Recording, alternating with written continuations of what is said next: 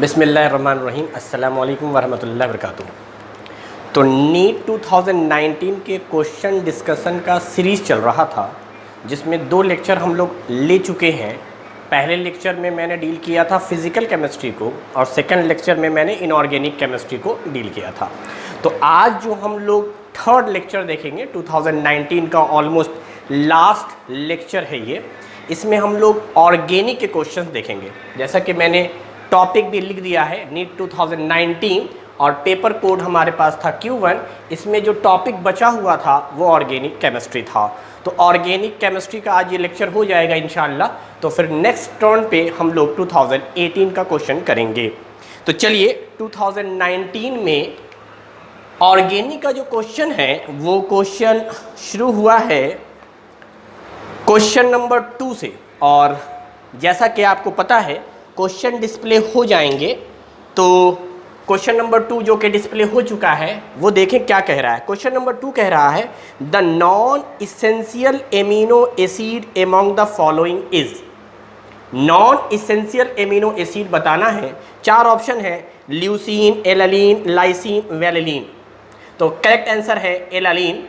लेकिन मैं आपको एमिनो एसिड के बारे में थोड़ा सा डिस्क्रिप्शन दे देता हूँ कि एमिनो एसिड क्या है। तो देखिए, एमिनो एसिड बोले या एमाइनो एसिड बोले,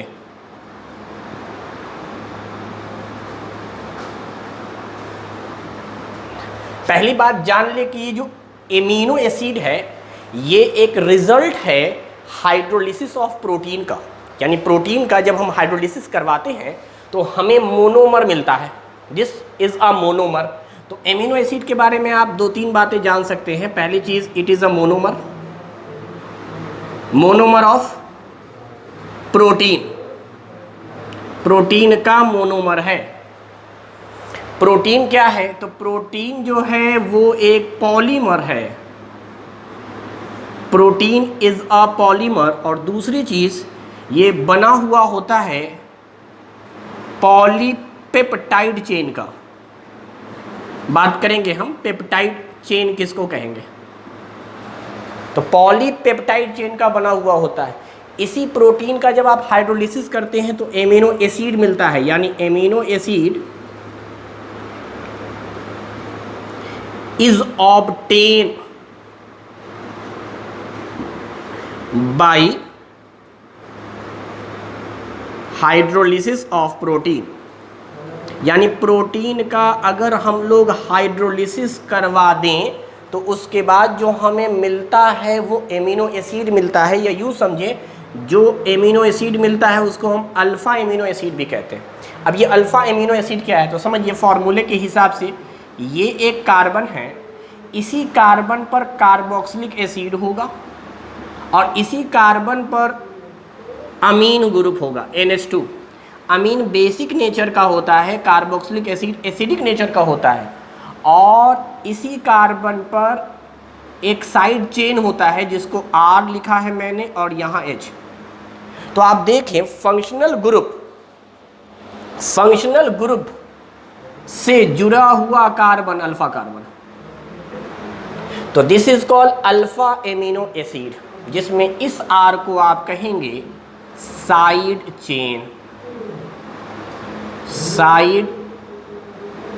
चेन कहलाएगा।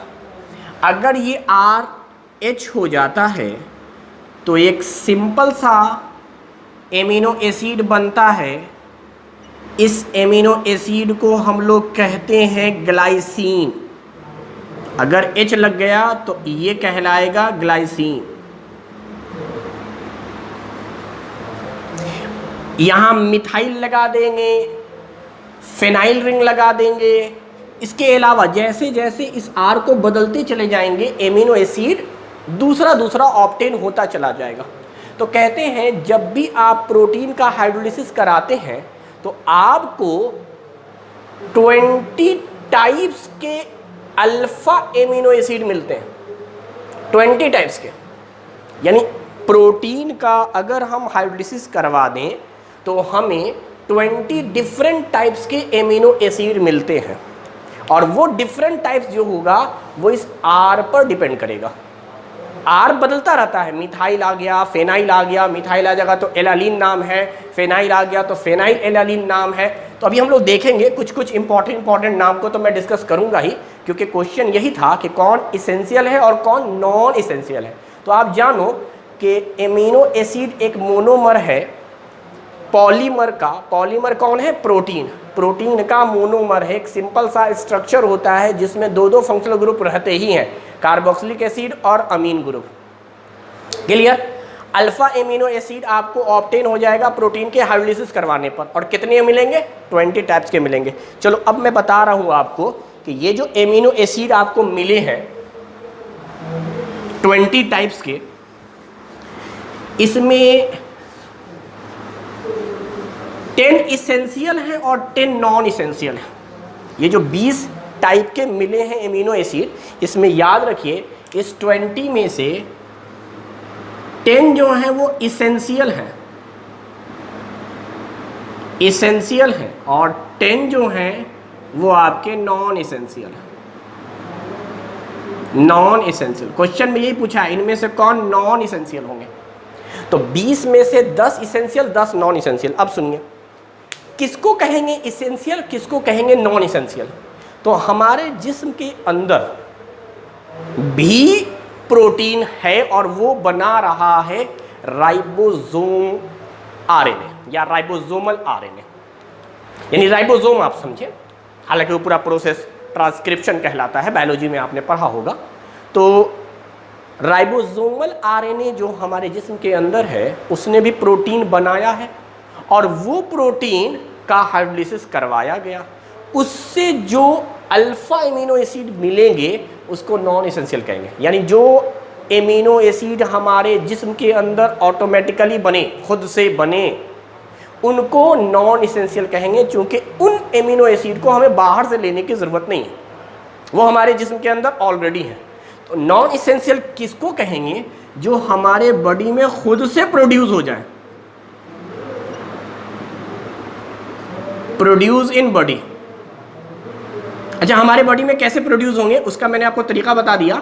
हमारे जिस्म के अंदर जो सेल है उस सेल में राइबोसोमल है आरएनए, राइबोसोमल आरएनए, ये बना रहा होता है प्रोटीन, और प्रोटीन का जब हम लोग हाइड्रोलिसिस करवा रहे होंगे वाटर के प्रेजेंस में ब्रेक डाउन, तो मिल रहा होगा अल्फा एमिनो एसिड। तो ये जो अल्फा एमिनो एसिड है ये नॉन इसेंशियल है, यानी जो प्रोटीन राइबोसोमल आरएनए से ऑब्टेन हुआ और फिर वही प्रोटीन का आपने हाइड्रोलिसिस करवाया, तो जो अल्फा एमिनो एसिड मिला इसको हम लोग नॉन इसेंशियल एमिनो एसिड कहेंगे। यानी ये हमारे जिस्म के अंदर बनता रहता है, हमें बाहर से किसी सोर्स पर डिपेंड रहने की ज़रूरत नहीं है। लेकिन जो एमिनो एसिड हमारे जिस्म के अंदर प्रोड्यूस नहीं होता है उसको हमें बाहर से ऑब्टेन करना है, उसको हम इसेंशियल कहेंगे, क्योंकि हमारे ग्रोथ एंड डेवलपमेंट के लिए प्रोटीन ज़रूरी है। तो हम बाहर से प्रोटीन ले रहे होते हैं, चाहे लेगुमिनस प्लांट वगैरह आप खा रहे हो, दाल वाली चीज़ें, जो भी हो, आप 10 एमिनो एसिड जो बाहर से ऑब्टेन कर रहे हैं प्रोटीन के रूप में, उसे हम इसेंशियल कहेंगे, क्योंकि हमारे डेवलपमेंट और ग्रोथ के लिए ज़रूरी है। तो ये 10 जो हमारे जिस्म में प्रोड्यूस नहीं होते हैं वही इसेंशियल है, जो हमारे जिस्म में प्रोड्यूस होते हैं वो इसेंशियल नहीं है। तो ये तो एक क्लासिफिकेशन हो गया इसेंशियल और नॉन इसेंशियल का। अब चलिए एक चीज़ और सीखिए, ये जो आर है ना, आर, अगर इसमें कार्बोक्सिलिक एसिड का नंबर ज़्यादा हो और अमीन ग्रुप का नंबर कम हो, तो ओवरऑल जो एमिनो एसिड आएगा आपका वो एसिडिक नेचर का होगा। हालांकि यहाँ एसिड लगा हुआ है, लेकिन ज़रूरी नहीं है कि एमिनो एसिड एसिडिक नेचर का हो, वो डिपेंड करेगा इस आर पर।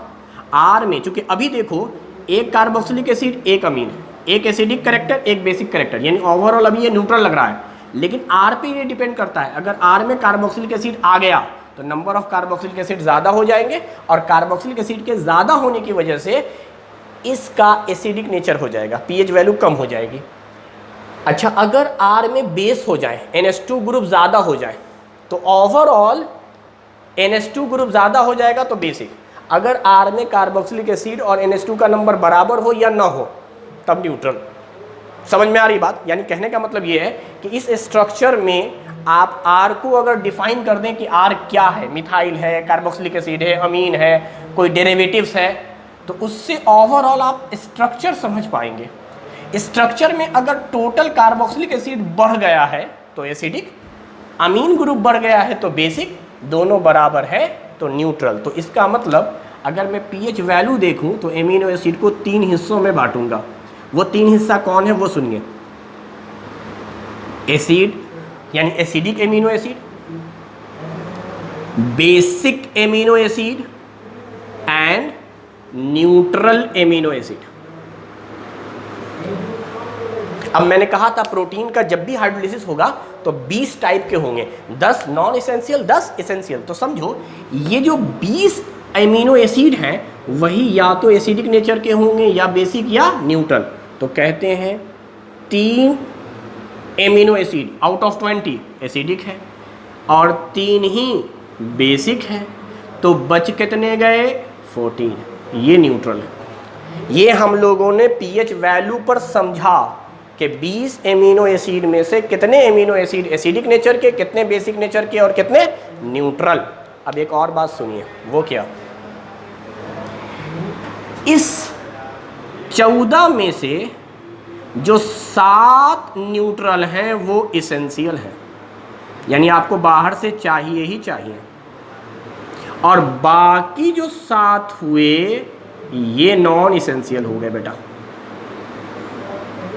Non essential.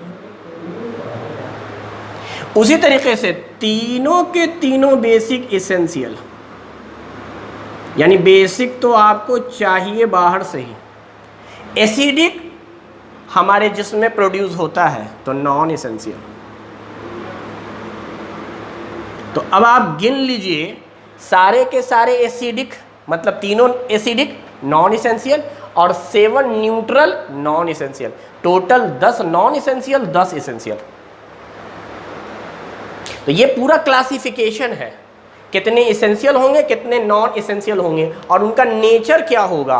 तो देखिए इसेंशियल वाला न्यूट्रल होगा और बेसिक होगा, न्यूट्रल एंड बेसिक, और ये डिपेंड करेगा इस R पर। अब देखो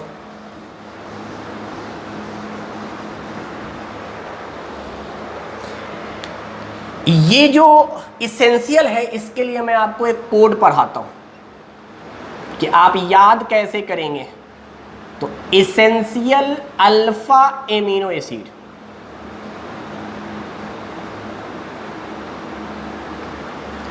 दस हैं, आप ऐसे याद रखेंगे।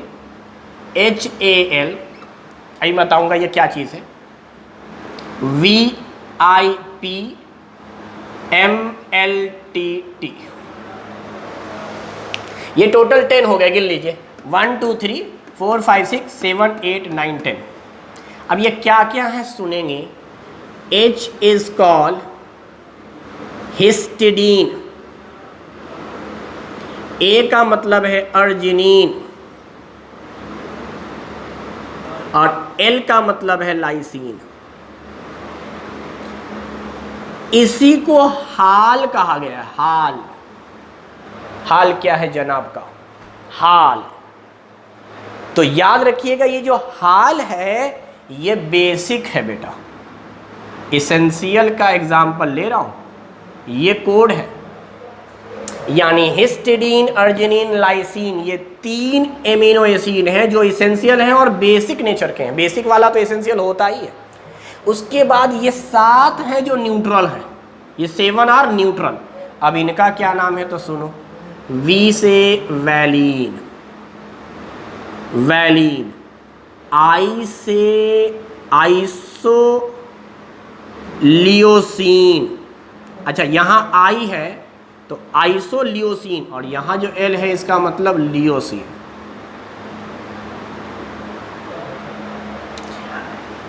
P का मतलब हो गया फेनाइल एलानीन। एलानीन जो है वो बेसिकली न्यूट्रल नॉन इसेंशियल में आएगा, लेकिन अगर फिनाइल लग गया तो इसेंशियल हो गया।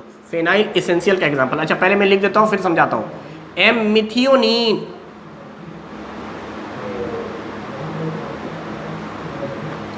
इस टी का मतलब है ट्रिप्टोफेन और थ्रियोनीन।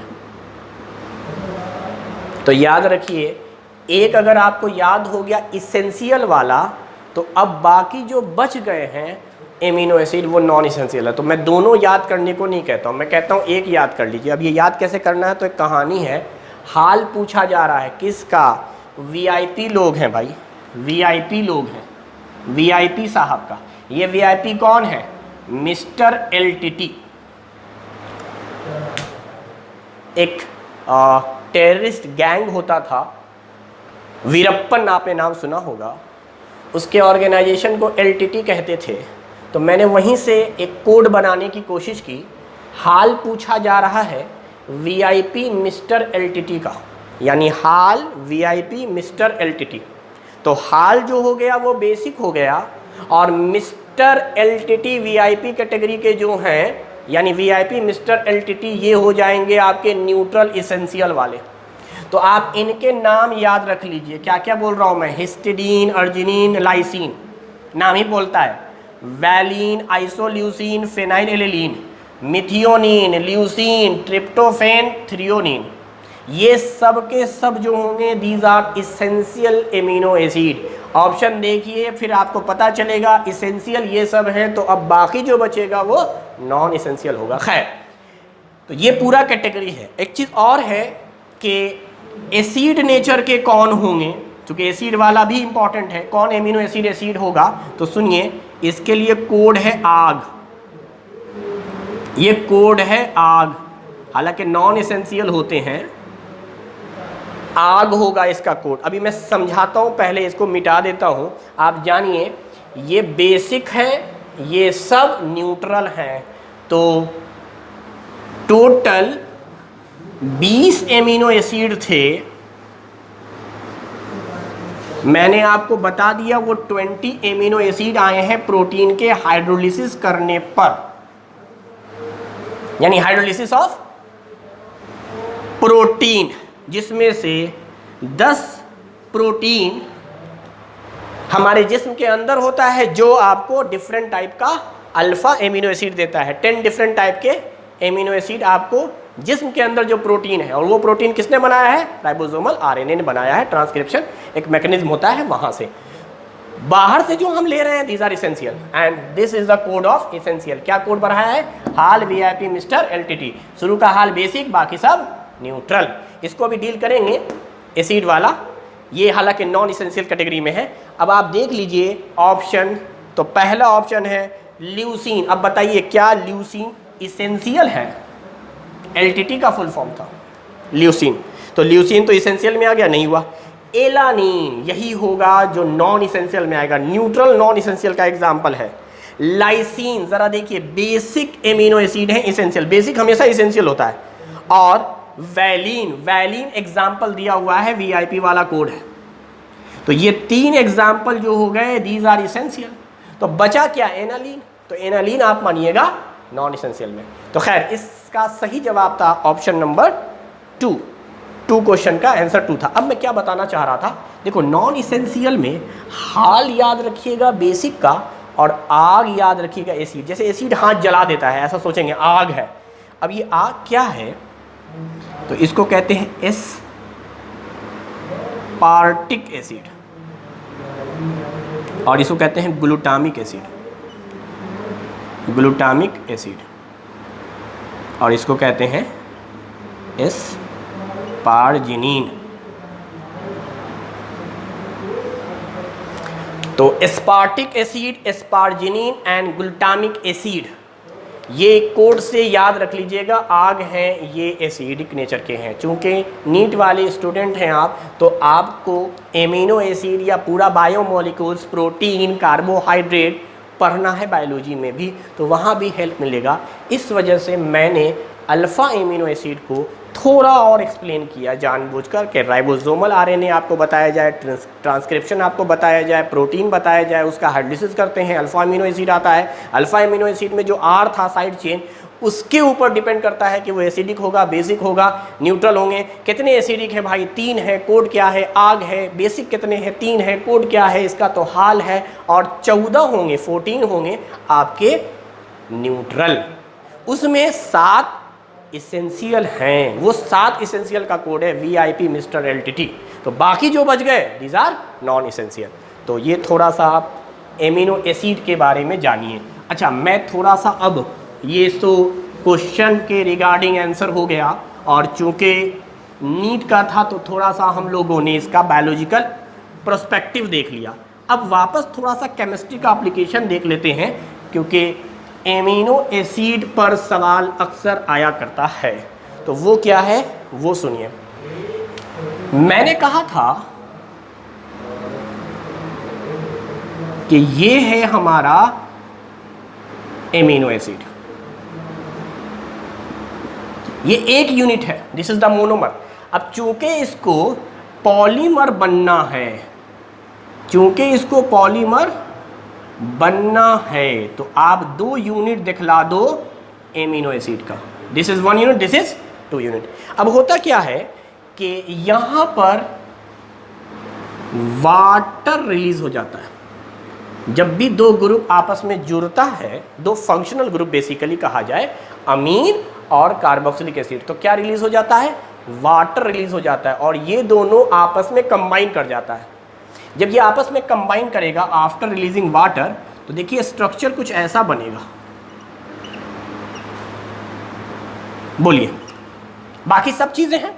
इस पूरे को इस तरह दिखला दो, इस पूरे को सेम चीज है। मेरा फोकस सिर्फ इस फंक्शनल ग्रुप पे है, कार्बोक्सिलिक एसिड और अमीन। वाटर रिलीज कर दिया, इस बॉन्ड को, जो 2 फंक्शनल ग्रुप के बीच बने हैं कार्बोक्सिलिक एसिड और अमीन, इस बॉन्ड को हम कहते हैं peptide bond. Peptide bond, this is called peptide bond. Carboxylic acid और अमीन ग्रुप के बीच में जो बॉन्डिंग होता है, that's bond called peptide bond. तो पूरे के पूरे एमिनो एसिड पेप्टाइड बॉन्ड से जुड़े हुए होते हैं। इधर भी कार्बोक्सिलिक एसिड है, यहां NH2 होगा, फिर से वाटर रिलीज। इसी को कहते हैं पॉलीपेप्टाइड चेन। पॉलीपेप्टाइड चेन का बना हुआ होता है प्रोटीन, और पॉलीपेप्टाइड चेन बना रहा होता है ये जो मोनोमर है आपके एमिनो एसिड। ये तो ये कॉन्सेप्ट था थोड़ा सा पेप्टाइड का। आपका पेप्टाइड बिल्कुल एमाइड जैसा दिखता है। ये अगर मैं बात करूं फंक्शनल ग्रुप का C डबल बॉन्ड ONA, तो इसको आप कह सकते हैं, ये बॉन्ड का नाम पेप्टाइड है, और इस फंक्शनल ग्रुप को आप एमाइड कहिए। तो पॉली एमाइड भी कह सकते हैं प्रोटीन को आप। Protein is a poly amide functional group के हिसाब से, बाकी पॉलीपेप्टाइड चेन कहेंगे। तो एक तो थोड़ा सा आपको ये बताना था इसमें। एक लास्ट चीज केमिस्ट्री के रेस्पेक्ट में आपको मैं बता दूं एमिनो एसिड के बारे में, कि एमिनो एसिड जो है वो हमारे जिस्म के अंदर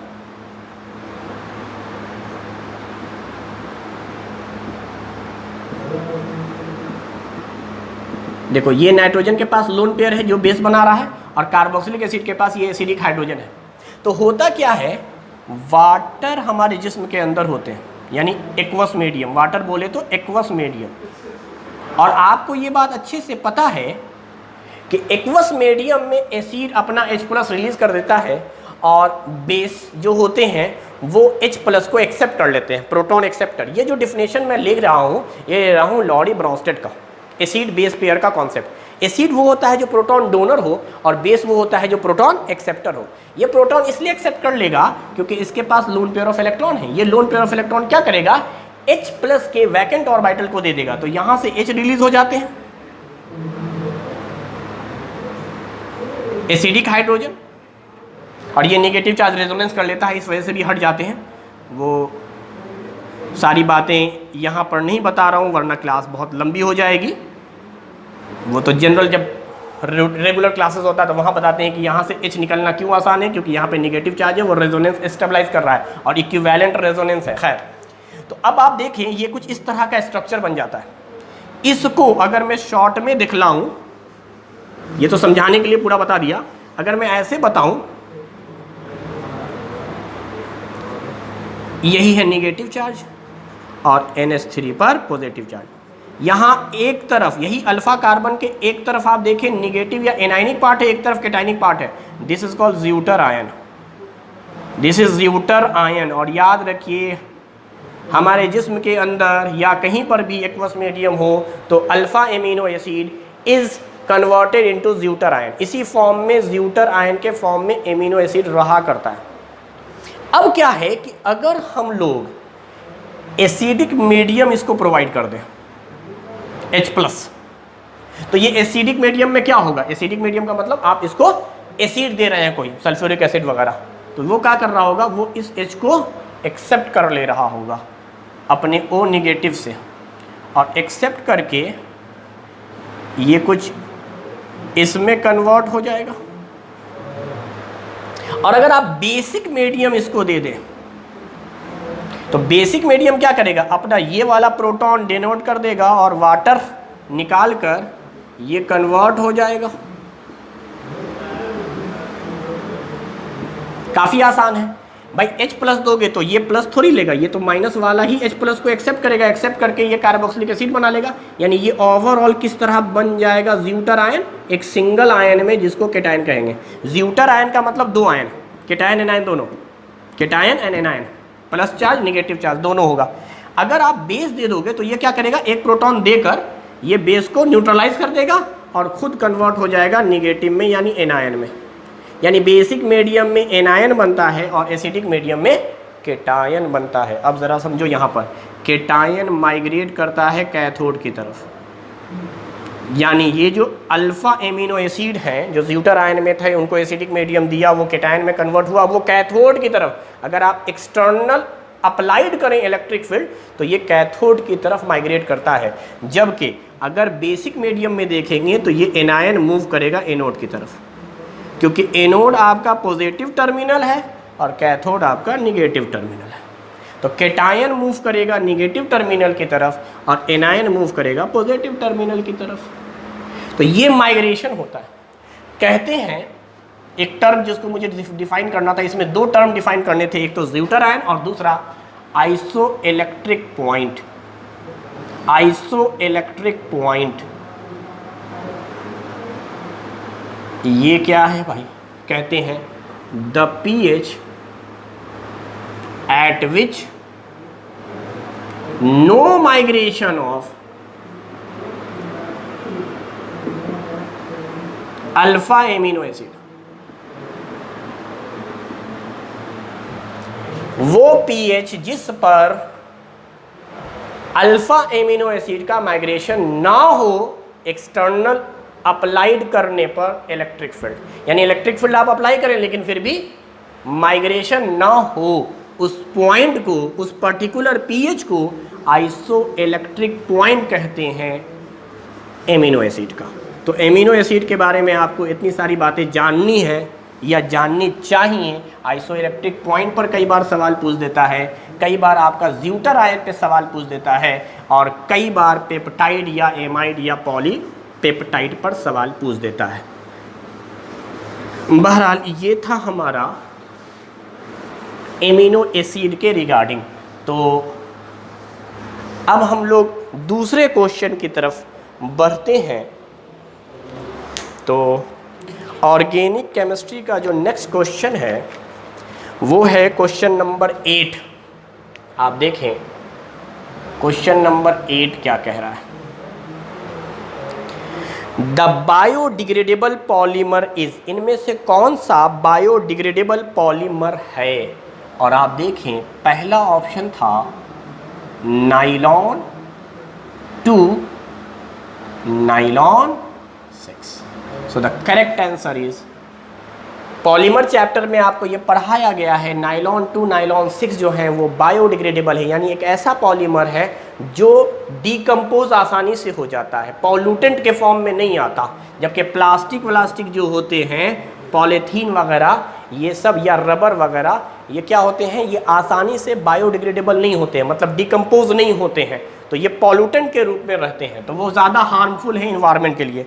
तो खैर दूसरे ऑप्शन पर आते हैं, this is nylon 6।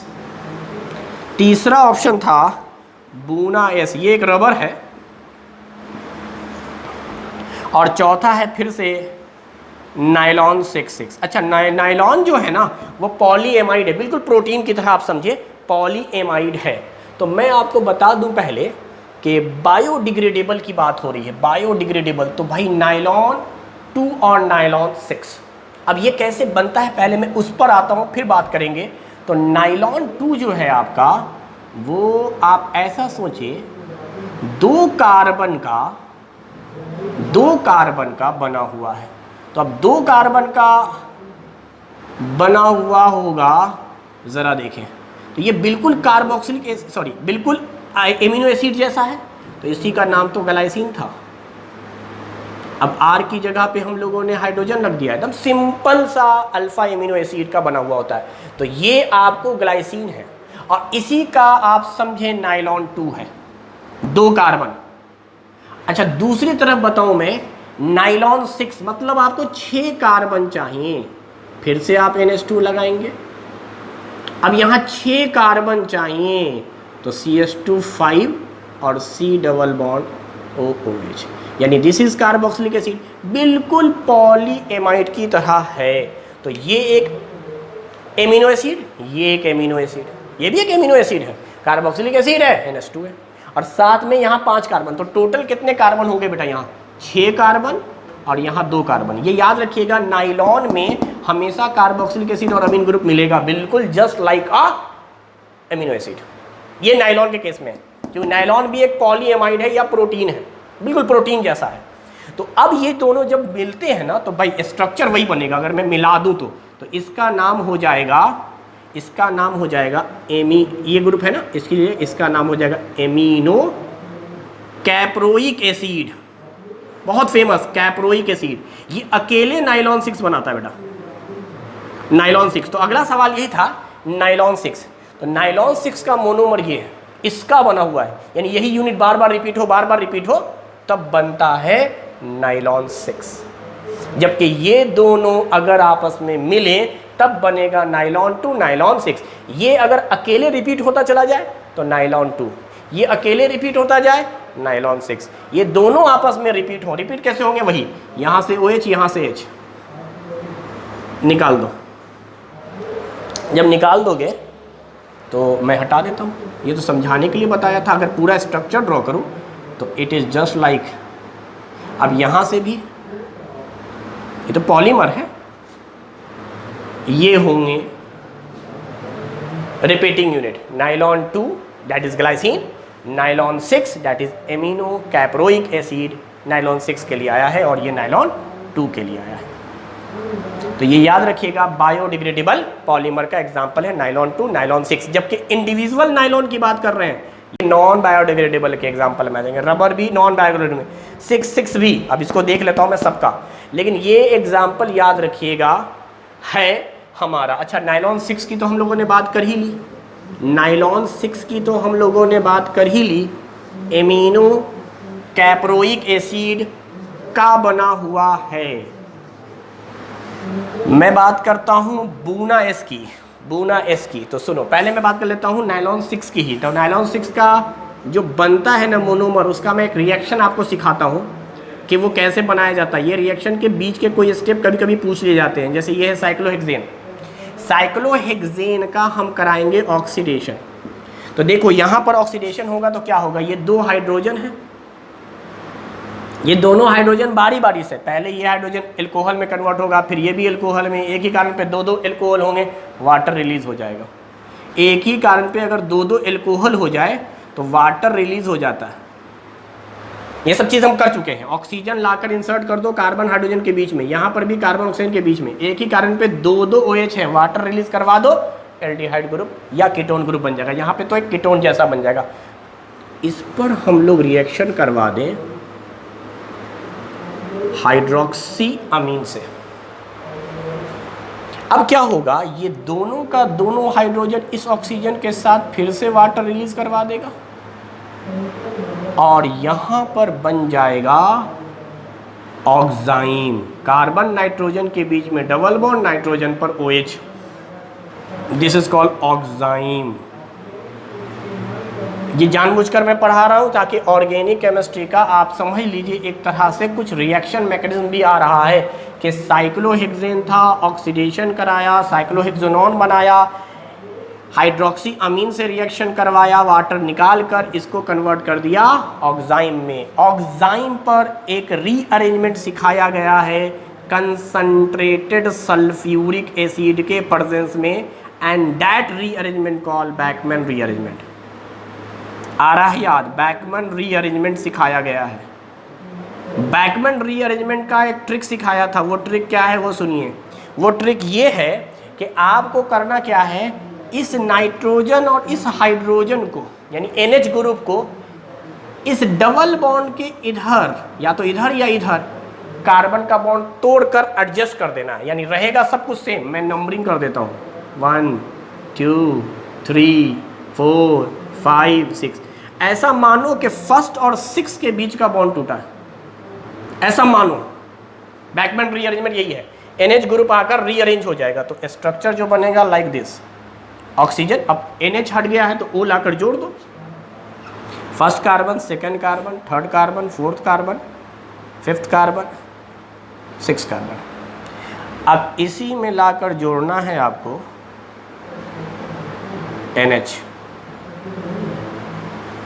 This is numbering 1 2 3 4 5 6।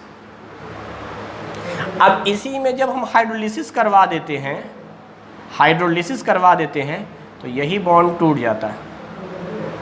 जब ये बॉन्ड टूटता है तो आप जरा बना किया, इससे जुड़ा हुआ है, this is first carbon, this is second, third fourth fifth six. ये तो हो गया second carbon, third carbon, fourth carbon, fifth carbon, six carbon, और सिक्स कार्बन से जुड़ा हुआ था NH। अब ज़रा देखो, जब ये बॉन्ड टूटेगा तो नाइट्रोजन पे आएगा निगेटिव चार्ज और इस पर आएगा पॉजिटिव चार्ज, क्योंकि ये कार्बन है। कार्बन और नाइट्रोजन में जब बॉन्ड टूटेगा तो ज़्यादा इलेक्ट्रॉन निगेटिव कौन है? नाइट्रोजन। नाइट्रोजन पर क्या आएगा? Negative charge. तो वो क्या करेगा? वाटर से H ले लेगा, H+ ले लेगा, और कार्बन पर आएगा निगेटिव तो ये क्या ले लेगा? OH। क्या यही अभी पढ़ाया गया था एमिनो कैप्रोइक एसिड? इसमें देखो यही चीज़ है, CH2 CH2 CH2 CH2 CH2, 1 2 3 4 5। तो हम CH2 को एक साथ लिख दें 5, इधर लिख दें कार्बोक्सिलिक एसिड और इधर लिख दें NH2। यही है नाइलॉन 6 का मोनोमर। नाइलॉन 6 के मोनोमर यही हैं। समझ में आ रहा है? एकदम आसान से ये मैकेनिज्म समझो। साइक्लोहेक्सेन का ऑक्सीडेशन करवाया, उसके बाद हाइड्रोक्सी अमीन से रिएक्शन करा के ऑक्साइन बनाया, ऑक्साइन का बैकमैन रीअरेंजमेंट करा के हाइड्रोलिसिस करवा लिया और ये आपको मिल गया। तो कई बार इनके बीच के कोई स्टेप पूछ लेता है, कई बार, खासतौर से ये रिएक्शन तो बड़ा इंपॉर्टेंट है। अच्छा, इसका नाम है साइक्लिक एमाइड का कैप्रोलैक्टम। कैप्रोलैक्टम, तो ये कैप्रोलैक्टम का हाइड्रोलिसिस करवा कर तब बनाया गया है amino caproic acid. This is a monomer of nylon 6। तो इतनी बातें जानो बेटा, ये सारा रिएक्शन आपको जहन में होना चाहिए। अब चलिए हम लोग बात कर लेते हैं बूना एस। बूना एस जो है वो आपका एक रबर है और रबर बनता है ब्यूटाडाइन से। रबर बना करता है ब्यूटाडाइन से। This is a butadiene. एक कार्बन, दो कार्बन, तीन कार्बन, चार कार्बन, ब्यूटाडाइन। अच्छा, इसका रिएक्शन जब आप कराएंगे, एस की बात कर रहा हूँ, तो एस्टाइरीन से कराएंगे। एस्टाइरीन क्या है? तो कार्बन कार्बन डबल बॉन्ड और उस पर बेंजीन। ये है ब्यूटाडाइन प्लस एस्टाइरीन। तो ब्यूटाडाइन और एस्टाइरीन, ब्यूटाडाइन और एस्टाइरीन का बना हुआ होता है, तो इसे हम लोग कहते हैं बूना एस। इन दोनों का बना हुआ है। चलो आगे सुनो, नाइलॉन 6 इसके भी मोनोमर इंपॉर्टेंट है। नाइलॉन 6 के मोनोमर अब सिखा रहा हूँ मैं क्या होंगे, तो NH2 CH2 6NH2, दोनों तरफ अमीन ग्रुप होगा और 6 कार्बन होंगे। यही हो गया नाइलॉन 6 के लिए हमने लिख लिया। अगली तरफ अभी नाम बताऊंगा मैं, अगली तरफ क्या होगा, C ऐसे लिखला देता हूँ, COOH that is carboxylic acid, CH2 4COOH। यहाँ भी टोटल 6 कार्बन, यानी एक जगह खाली अमीन है और एक जगह खाली कार्बोक्सिलिक एसिड है। फिर वही होगा जब ये दोनों मिलेंगे तो यहाँ से OH यहाँ से H वाटर निकलेगा और ये दोनों आपस में जुड़ जाएगा। तो यहाँ पर 6 यहाँ पर 6 मैं दिखला दूंगा, पहले नाम लिख देता हूँ। क्या ये 6 है तो हेक्सा मिथाइलिन, अकेला कार्बन इसलिए लिखो मिथाइलिन डाइअमीन, यानी हेक्सा मिथाइलिन डाइअमीन। अच्छा, इसका नाम एडिपिक एसिड है, this is called adipic acid. 2 carboxylic acid के बीच में 4 कार्बन होंगे, 2 कार्बोक्सिलिक एसिड होगा, बीच में 4 कार्बन होंगे। अच्छा, इसको अगर मैं स्ट्रक्चर वाइज दिखलाने की कोशिश करूं तो ज़रा देखा जाए, यहाँ तो NH आएगा, यही कन्वर्ट हो गया, इसमें OH निकल गया है लाइक दिस, एक हाइड्रोजन निकाल दो और CH2 6COOH। अगर मैं पॉलीमर बनाऊंगा तो कुछ ऐसा बनाऊंगा। अब यहाँ से H हटाकर इधर लगा दो, ये हटा दो, तो आप देखें इस नाइट्रोजन और इस कार्बन के बीच में यहाँ पर 6 हैं, यहाँ पर एक में गलत हो गया, ये 4 था, ये 4 था, 6, यानी 6 कार्बन है, इसीलिए इसको नाइलॉन 6 कहते हैं। इसमें जो 6 है वो नंबर ऑफ कार्बन है, यहाँ भी जो 6 है वो नंबर ऑफ कार्बन है। तो इस तरह से हमारे 4 ऑप्शन हो गए। तो याद रखिएगा ये सब का सब जो है नॉन बायोडिग्रेडेबल में आता है। तो इसका बायोडिग्रेडेबल पूछा गया था तो सही जवाब होगा नाइलॉन 2 नाइलॉन 6, जो मैंने पहला जवाब टिक मार दिया। कैसे हुए, क्या हुए, उनके स्ट्रक्चर भी देख लिए। चलिए कुछ और बात भी कर लेते हैं यहीं पर। बायो डिग्रेडेबल पॉलीमर जो हैं,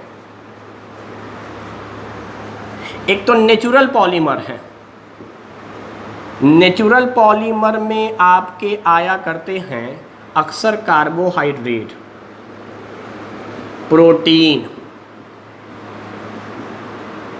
ठीक है। अच्छा, बाकी जो हमने बनाया है उसमें एक तो एग्जाम्पल मैंने लिख ही दिया नाइलॉन 2 और नाइलॉन 6 का, ये एक बायोडिग्रेडेबल में फेमस एग्जाम्पल है। अगला जो फेमस एग्जाम्पल है वो सुनिए, ये है poly glycolic acid and poly lactic acid, यानी इसका जो बना हुआ होता है वो भी बायोडिग्रेडेबल है। तो ये भी इंपॉर्टेंट है। अच्छा, मैं बता दूं आपको पॉली ग्लाइकोलिक एसिड का फॉर्मूला क्या है। तो बड़ा आसान है, यहाँ कार्बोक्सिलिक एसिड बना दो, यहाँ कार्बन, ऊपर हाइड्रोजन और हाइड्रोजन। अब ज़रा देखो, याद आ रहा होगा तुम्हें, अगर मैं यहाँ NH2 जोड़ दूंगा तो ग्लाइसिन जो नाइलॉन 2 के लिए इंपॉर्टेंट था या सिंपलेस्ट अल्फा एमिनो एसिड था, अब वहाँ पर NH2 ना जोड़कर एल्कोहल जोड़ दोगे तो हो जाएगा ग्लाइकोलिक एसिड। एकदम आसान था। अगली बात सुनिए, लैक्टिक एसिड का क्या फॉर्मूला है भाई। तो पहले आप बनाइए ग्लाइकोलिक एसिड का फॉर्मूला। क्या यही ग्लाइकोलिक एसिड का फॉर्मूला है? अब आप यहाँ पर मिथाइल जोड़ दो हाइड्रोजन की जगह पर, तो ये बन जाएगा आपका लैक्टिक एसिड का फॉर्मूला। तो पॉलीलैक्टिक एसिड, पॉलीग्लाइकोलिक एसिड, ये भी बनाते हैं बायोडिग्रेडेबल। और एक लास्ट एग्जांपल लिख रहे हैं। अच्छा, इसका इस्तेमाल सुनो क्या है, इसका इस्तेमाल करते हैं स्टिचेज में,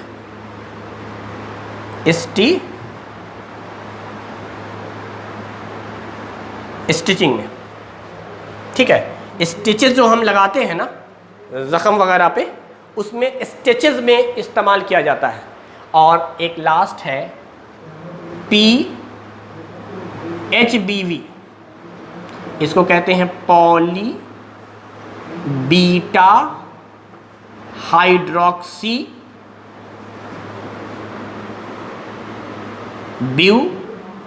ब्यूटाइरेट और वापस से पॉली बीटा हाइड्रोक्सी वैलिरेट। तो ये एग्जाम्पल हैं जो आप याद रखेंगे, ये एग्जाम्पल याद रखेंगे। दीज आर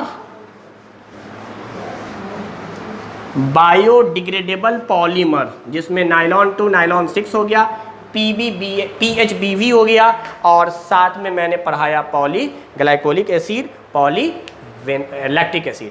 अच्छा ये बताता हूँ मैं आपको पॉली हाइड्रोक्सी क्या है। एकदम आसान चीज़ें हो रही हैं सारी की सारी। यहाँ कार्बोक्सिलिक एसिड लगा दो, अब beta, this is alpha, this is beta, इस पर लगा दो OH, यही हो गया बीटा हाइड्रोक्सी। अच्छा ब्यूटाइरेट में 4 कार्बन होते हैं, तो 1 कार्बन 2 कार्बन 3 कार्बन, यहाँ लगा दो चौथा कार्बन। अब यहाँ बच गया तो हाइड्रोजन, यहाँ CH2। अच्छा अब आते हैं यहाँ पर फिर से carboxylic acid, this is alpha, this is beta, this is alpha, this is beta, beta hydroxy. ये जो है ना पॉली हाइड्रोक्सी, ये कॉमन है, poly hydroxy butyrate, poly hydroxy valerate, और इसमें जो हाइड्रोक्सी है वो बीटा कार्बन पर है, बीटा पर। अब देखो यहाँ पर वैलरेट का मतलब होता है 5 कार्बन, 1 2 3 4 एंड 5। देखो बेटा ये है, तो poly beta hydroxy butyrate, poly beta hydroxy valerate. तो ये एग्जाम्पल हो गए आपके बायोडिग्रेडेबल पॉलीमर के। हालांकि सवाल में जो ऑप्शन था उसके हिसाब से तो मैंने बहुत पहले ही आपको जवाब बता दिया था, लेकिन हमारी कोशिश ये है कि आपको सवाल के आंसर के साथ साथ एक रिवीजन करा दिया जाए सारे टॉपिक का। इसलिए हम सारे ऑप्शंस को भी कंसीडर कर रहे हैं और कुछ एक्स्ट्रा भी बता दे रहे हैं। तो बायोडिग्रेडेबल में 3 चीज़ें मैंने बताई, nylon 2 nylon 6, poly glycolic acid, poly lactic acid, और अभी बताया PHBV, poly beta hydroxy butyrate, poly beta hydroxy valerate. Butyrate 4 कार्बनों का होता है, वैलिरेट 5 कार्बनों का होता है। अच्छा अब नेक्स्ट क्वेश्चन की तरफ चलते हैं, and the next question is question number 10। ये क्या कह रहा है? The compound that is most difficult to protonate is, most difficult to protonate is,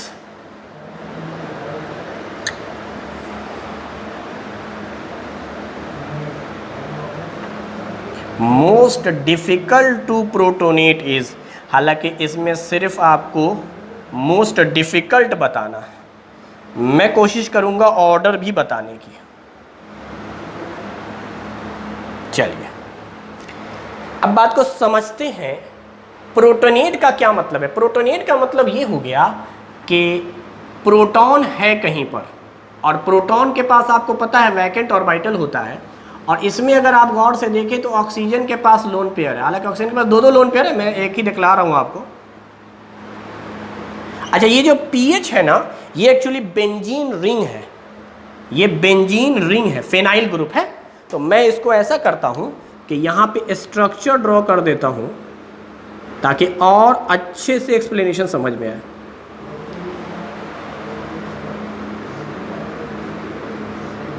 ठीक है, ये हमारा फेनाइल है, तो ये फेनॉल है बेसिकली, ये वाटर है, और ये डाई मिथाइल ईथर है, और ये मिथेनॉल है। खैर अब आप खुद सोचें कि H+ को लोन पेयर देना है, कौन सबसे मुश्किल से देगा? ये तो बहुत आसान सवाल पूछ दिया, कौन सबसे मुश्किल से देगा?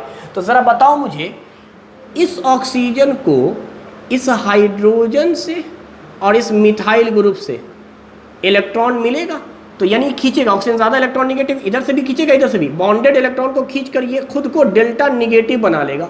ये डेल्टा निगेटिव इस लोन पेयर को पुश करेगा, देगा, यहाँ पर खींचेगा, डेल निगेटिव दे देगा।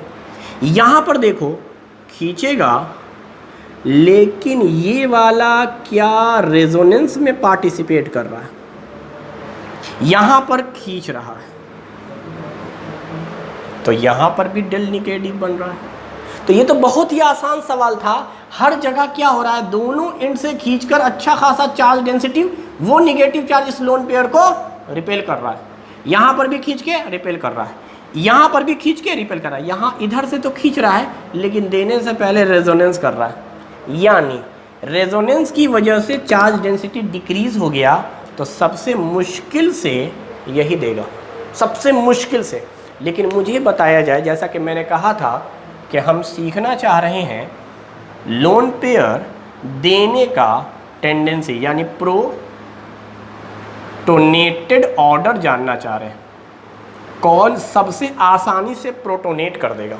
तो ज़रा देखिए, जहाँ पर निगेटिव चार्ज सबसे ज़्यादा हो, तो निगेटिव चार्ज कहाँ सबसे ज़्यादा है, इसमें, इसमें या इसमें? यहाँ तो सबसे कम होगा, ये बात समझ में आ गया। तो मुझे बताया जाए, क्या हाइड्रोजन और ऑक्सीजन में, ऑक्सीजन ने इसलिए खींचा होगा क्योंकि ऑक्सीजन और हाइड्रोजन में इलेक्ट्रॉन निगेटिव डिफरेंस ज़्यादा है। ऑक्सीजन ज़्यादा इलेक्ट्रॉन निगेटिव, हाइड्रोजन कम इलेक्ट्रॉन निगेटिव दे देगा। अच्छा, अब मुकाबला किसके साथ है? मिथाइल के साथ। हाइड्रोजन यहाँ पर भी, हाइड्रोजन यहाँ पर भी, हाइड्रोजन यहाँ पर भी, तो कुल मिलाकर मुकाबला है मिथाइल का। यहाँ मिथाइल नहीं, यहाँ दोनों तरफ, यहाँ एक। तो मिथाइल का क्या है, देखो, कार्बन और ऑक्सीजन में इलेक्ट्रॉन निगेटिव का डिफरेंस कितना होगा एज कम्पेयर टू कम, यानी इधर से ज़्यादा खींच रहा है, इधर से कम खींच रहा है। अगर मैं बात करूँ, इधर से ज़्यादा खींचा, इधर से कम खींचा, तो यार उस बेस पर देखा जाएगा तो सबसे ज़्यादा निगेटिव चार्ज कहाँ है? यहाँ पर। चूँकि ये भी पोलर है, इधर से भी खींचेगा, इधर से भी खींचेगा, अच्छा खासा पोलर बॉन्ड है, यानी दोनों साइड से खींचकर चार्ज डेंसिटी बहुत ज़्यादा। उसके बाद इधर से खींचा, इधर से खींचा, थोड़ा सा कम। मिथाइल से खींच के कम, थोड़ा सा खींचा, थोड़ा सा खींचा, थोड़ा सा। इसमें क्या है, खींचा अच्छा खासा, लाइक दिस, यहाँ जितना खींचा यहाँ भी उतना ही खींचा, लेकिन ये निगेटिव चार्ज इस रेजोनेंस की वजह से गायब हो गया, ख़त्म हो गया। तो तीसरे में सबसे कम, दिस इज़ द ऑर्डर, यानी हाइड्रोजन ज़्यादा डिफरेंस रखेगा ऑक्सीजन के साथ इलेक्ट्रॉन निगेटिव का। हाइड्रोजन का इलेक्ट्रॉन निगेटिव पॉलिंग स्केल पर 2.1 है, पॉलिंग स्केल पर अगर वैल्यू देखें, और ऑक्सीजन का 3.5, कार्बन का 2.5, कार्बन का 2.5, तो 2.5 और 3.5 में गैप 1 का है। जबकि यहाँ पर अगर आप देखेंगे तो यहाँ पे इसको ऑलमोस्ट 2 मान लेता हूँ, तो लगभग 1.5 का गैप है। तो याद रखिएगा, कार्बन और ऑक्सीजन में इलेक्ट्रॉन निगेटिव का उतना डिफरेंस नहीं है जितना हाइड्रोजन और ऑक्सीजन में है। तो इसी वजह से चार्ज डेंसिटी शिफ्ट हो रहा है। ऑक्सीजन पे जितना ज़्यादा बड़ा निगेटिव चार्ज आएगा, उतना ज़्यादा आसानी से प्रोटोनेशन हो जाएगा, यानी ऑक्सीजन अपना लोन पेयर प्रोटॉन को डोनेट कर देगा। तो जीओसी पे बेस्ड ये सवाल पूछा गया था आपसे। Next question, question number 12। Question number 12 बहुत ही अच्छा सवाल है, थोड़ा समझेंगे। एन अल्कीन ए, ये अल्कीन है जिसको ए से रिप्रेजेंट किया है। ऑन रिएक्शन विथ ओजोन, इस अल्कीन का रिएक्शन हुआ है ओजोन के साथ एंड जिंक वाटर के साथ, जिंक वाटर के साथ, टू गिव प्रोपेनॉन। मैं फॉर्मूला लिखता हूँ प्रोपेनॉन का। 3 कार्बन होंगे और बीच वाले कार्बन पर कीटोन होगा। कीटोन हमेशा नॉन टर्मिनल पे होता है, कीटोन। एंड इथेनॉल, इथेनॉल का मतलब हुआ 2 कार्बन होंगे और एल्डिहाइड ग्रुप हो जाएगा। This is ethanol, this is propanone. जो नाम दिया है वो ये है, प्रोपेनॉन एंड इथेनॉल। चलिए भाई, ये अल्कीन का जब हमने ओजोन जिंक वाटर के प्रेजेंस में रिएक्शन करवाया, प्रोपेनॉन और इथेनॉल बना है। चलिए आगे सुनिए क्या कह रहा है। इक्वल मोल, मतलब दोनों 1-1 मोल बने हैं, ठीक है। Addition of HCl to alkene. अच्छा, इसी अल्कीन में अगर हम HCl का एडिशन करा दें तो मेजर प्रोडक्ट B बनता है। Major product, B is a major product. तो आपसे बोल रहा है कि 4 ऑप्शन है, इसमें बी का बताना है, प्रोडक्ट बी का स्ट्रक्चर कौन सा है। इससे अल्कीन नहीं पूछ रहा है, बी का, हम सब निकालेंगे। ज़रा सीखते हैं कैसे। क्या आप पहले मुझे ये बताएं, ये जो आप देख रहे हैं रीएजेंट, क्या ये रीएजेंट आपको कुछ याद दिला रहा है? This is reductive ozonolysis, this is reductive. एक तो ओजोनोलिसिस है ही, उसमें भी रिडक्टिव है क्योंकि जिंक है। जिंक क्या करता है? ऑक्सीजन को खींचकर रिडक्शन करवा देता है। ऑक्सीजन ऐड करवाता तो ऑक्सीडेशन होता, ऑक्सीजन को खींच लिया तो ऑक्सीजन रिमूव करा रहा है, इसका मतलब रिडक्टिव ओजोनोलिसिस है। खैर बहरहाल ओजोनोलिसिस क्या होता था? डबल बॉन्ड तोड़ो ऑक्सीजन जोड़ो। मैं पहले बात करता हूँ ओजोनोलिसिस का। ये डबल बॉन्ड होते थे कार्बन कार्बन के बीच में, अगर ओजोनोलिसिस करवाना होता था तो इसको ब्रेक करते थे, जिस कार्बन से डबल बॉन्ड ब्रेक होता था उस पर ऑक्सीजन जोड़ देते थे। समझ में आ रहा है? अल्कीन का डबल बॉन्ड तोड़कर दोनों कार्बन को अलग अलग कर दो और उन पर ऑक्सीजन जोड़ दो। तो अब हम लोग इसका उल्टा करेंगे बेटा। उल्टा कैसे करेंगे वो बताता हूँ। जो प्रोडक्ट आपके पास हैं, जो प्रोडक्ट है, क्या ये ओजोनोलिसिस के बाद आए होंगे? तो जिन कार्बनों पर डबल बॉन्ड है उनको जोड़ दो। बस सिंपल सा लॉजिक है, क्योंकि इन्हीं दोनों पर डबल बॉन्ड है, यानी इन्हीं दोनों पर पहले डबल बॉन्ड रहा होगा, इसी के डबल बॉन्ड को तोड़कर यहाँ ऑक्सीजन लगाया गया है। तो आपको अल्कीन दिखेगा। मैं बताता हूँ स्ट्रक्चर में अल्कीन कैसा दिखेगा। तो ये एक कार्बन है लाइक CH3, क्योंकि मुझे पूरा स्ट्रक्चर बनाना है इसलिए मैं बना रहा हूँ CH3। उसके बाद ये कार्बन दिखेगा, फिर ये दिखेगा CH3।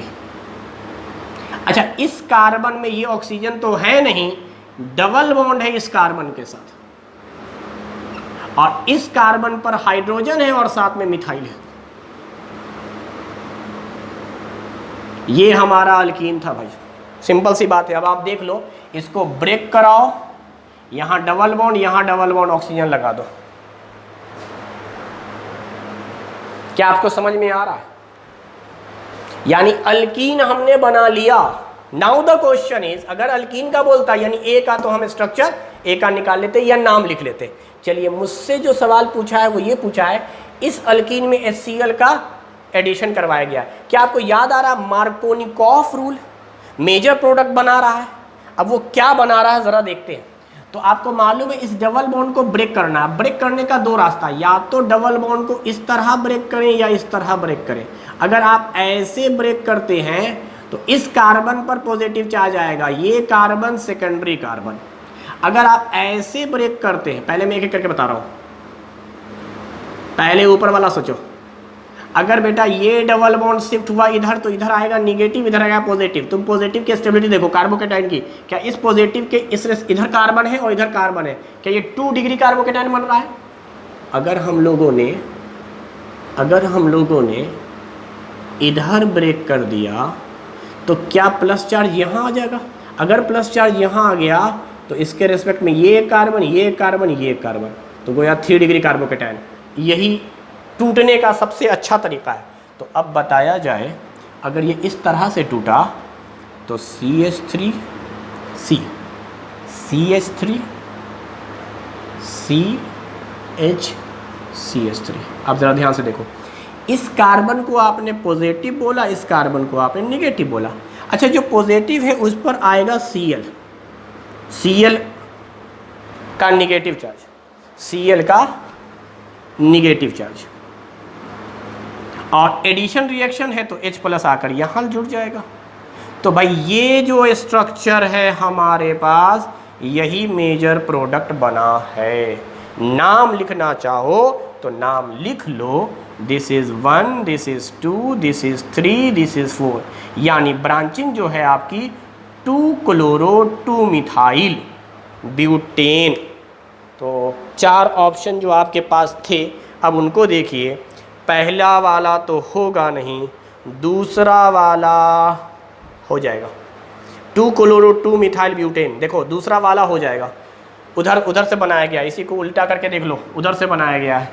तो आप देख लो 2-क्लोरो-2-मिथाइल ब्यूटेन, बिल्कुल सही है। तीसरा वाला क्यों नहीं होगा? क्योंकि यहाँ पर 2 क्लोरो है, उसके बाद 3 मिथाइल है, नहीं होगा। इधर देखेंगे तो यहाँ तो क्लोरीन आपने पहले पे लगा दिया है, तो कुल मिलाकर दूसरा होगा। तो बड़ा आसान सा रिएक्शन था। अल्कीन आपको पहचानना था, रिडक्टिव ओजोनोलिसिस, रिडक्टिव ओजोनोलिसिस वो आपको बनाना था। जिन जिन कार्बनों पर ऑक्सीजन देखो, ऑक्सीजन हटाकर डबल बॉन्ड लगा दो, उल्टा करना है। ओजोनोलिसिस में क्या होता था, डबल बॉन्ड हटाकर ऑक्सीजन लगाते थे, अब ऑक्सीजन को हटा के डबल बॉन्ड लगा दीजिए, डबल बॉन्ड लगा के अल्कीन बना लीजिए। अल्कीन के बाद तो आप मार्कोनिकॉफ रूल या स्टेबिलिटी ऑफ कार्बोकेटाइन के रूल के हिसाब से HCl का एडिशन करवा दीजिए, प्रोडक्ट बन जाएगा। तो क्वेश्चन नंबर 12 हो गया।